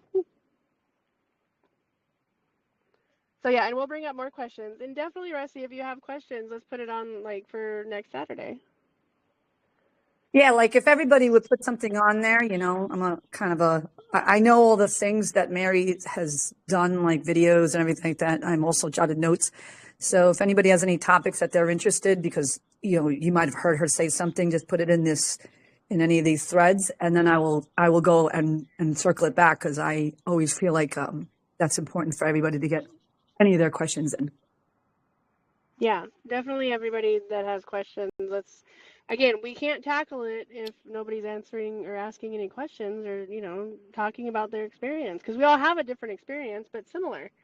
Because, like Valance says, we're all in the same frequency. Yeah. We just got to figure it out. My experience, I've met very few people who've had experiences similar to mine. I've met maybe 2. And only because of the intensity of the visions, and I say visions of my sight now, because Right. I went. Remember, there are about 9 billion people on the planet, so we will find those other people. I'm sure there are plenty of other people who are experiencing it similar to me, because I am part of a collective, and the whole collective is awakening similarly. Yes. It just depends. I have only found it very one Brad. Well, Dad Brad, he was on Telegram. He was the only other one that I had ever met that came even close to. Oh, Brad Wilson? No, Dad Brad. Brad, he just passed away. God rest his soul. Oh, okay. I'm sorry. He was on Galactic Federation of Angels or something like that. He does a lot of pictures with clouds and inverting them. So not inverting them, but mirroring them. Okay. To bring out the consciousness in the clouds. Yeah, I was taking pictures of the chemtrail clouds today. There was one that was So, like totally blanketing the sky. That was interesting. you know, I'm in a different place than you're at for as far as the chemtrails go, because I see the chemtrails now. Well, I first used to see them as chemtrails. It's code. It's literally code that's being diffused into the atmosphere and raining down upon the plane to recode, because there's a lot of broken codes here because, you know, we've been in an iron cycle for God knows how long. I definitely like So that analogy better than the poison. yeah, it's definitely not. It's definitely not what. Now, don't get me wrong. From depending on where you're looking at the whole thing from, what level of consciousness you're at, it's going to look like the worst case scenario or the best case scenario. It depends on how you're The allowing that duality, information or yeah. the volume of that information to flow through into your awareness, because it's all happening right there in the sky, the good, the bad, and the ugly. But what are you focusing on? What are you seeing? What are you choosing to observe and bring into reality? Right. The level of responsibility that we have is pretty mind-numbing sometimes. Yeah, it can be. Especially when I get sick. I don't like it. No, being 6 is really not good. You know, like I'm pretty sure that I'm a guardian. I'm pretty sure, but I can't prove it because I have yet to confirm it against anything but my own suspicions. It's not like anyone's Right. come down out of the sky and said, "Oh, by the way, you were right on that. That was a good guess. Good, proud of you." Normally, I look outside and I'm like, "What in the hell? What kind of strange 3D world am I? Like a permo trip am I living in? You know, the trees are morphing. There's nothing solid in my reality anymore. It's all energy." Right. Yep, I understand that. So, anyways, I talk a lot. I'm Okay. sorry about that, but Nope, that's okay. We're gonna go you ahead have no and insight. close it You have no down because insight it's for me, been Mary. 3 hours. Why that is? I was Huh? hoping. See, I'm trying to find. Basically, I was always trying to find someone to sign my crazy check with me. That way, I wouldn't have to do it alone. You know, hey, do you see that out there? There's nothing out there, man. What are you on? Nothing. Nothing. Hey, I've had my witnesses go with me too. And one of my friends, she's been on this journey with me, and she's like, if I wasn't there to, because you gotta have your witnesses. You gotta have that friend that wants to be out and about with you all the time. So, and those people can vouch for you. I have a few of those. Rusty's one of them. I've never been able to. I've never had someone who could see the same stuff that I do. So I'm like, hey, look at that. You know, like the clouds will be doing something around the moon. They're like, yeah, they're just clouds around the moon. And I'm like, or the time I got some pictures of the red Kachina and the blue Kachina, but I could see them hiding out with the moon, and I was taking pictures, and I'm talking to my friend. I'm like, hey, look at that, the blue Kachina and the red Kachina. And they're like, what the hell are you talking about? I bet if you post them in this group, you'll find more people than you think. Because I have other people that follow me on Facebook that post those same pictures and talk about that same stuff. And that's the crazy part is every single one of them is as right and as wrong as the next, because it's all happening in the infinite now across their own plane of experience.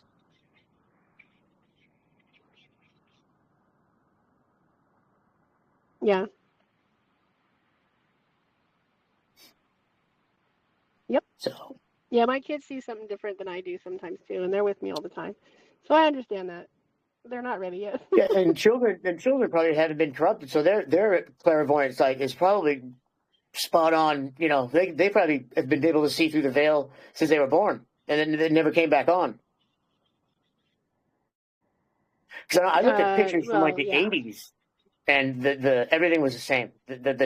What I see now, I see in the pictures that I took in the 1980s. So it was always there. It's just my mind chose to not make it real for me. It chose to not allow me to experience the depth of reality to the fullest, because my mind couldn't handle it, or maybe it would have shattered me. I don't know. But when you see reality for what it is, it definitely is a little not what you expected, not what I expected. I mean, I don't think they teach that in history.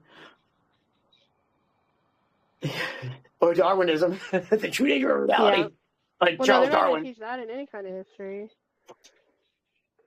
Anyway. All right. Sorry. Oh, that's all right. That's all right. Okay. Well, it's we like will pick this back up next Saturday. Are you coming All on, Valence, next Saturday? Or I'll come on. What time is it? What time does it start normally? You said 3 p.m. Pacific Standard?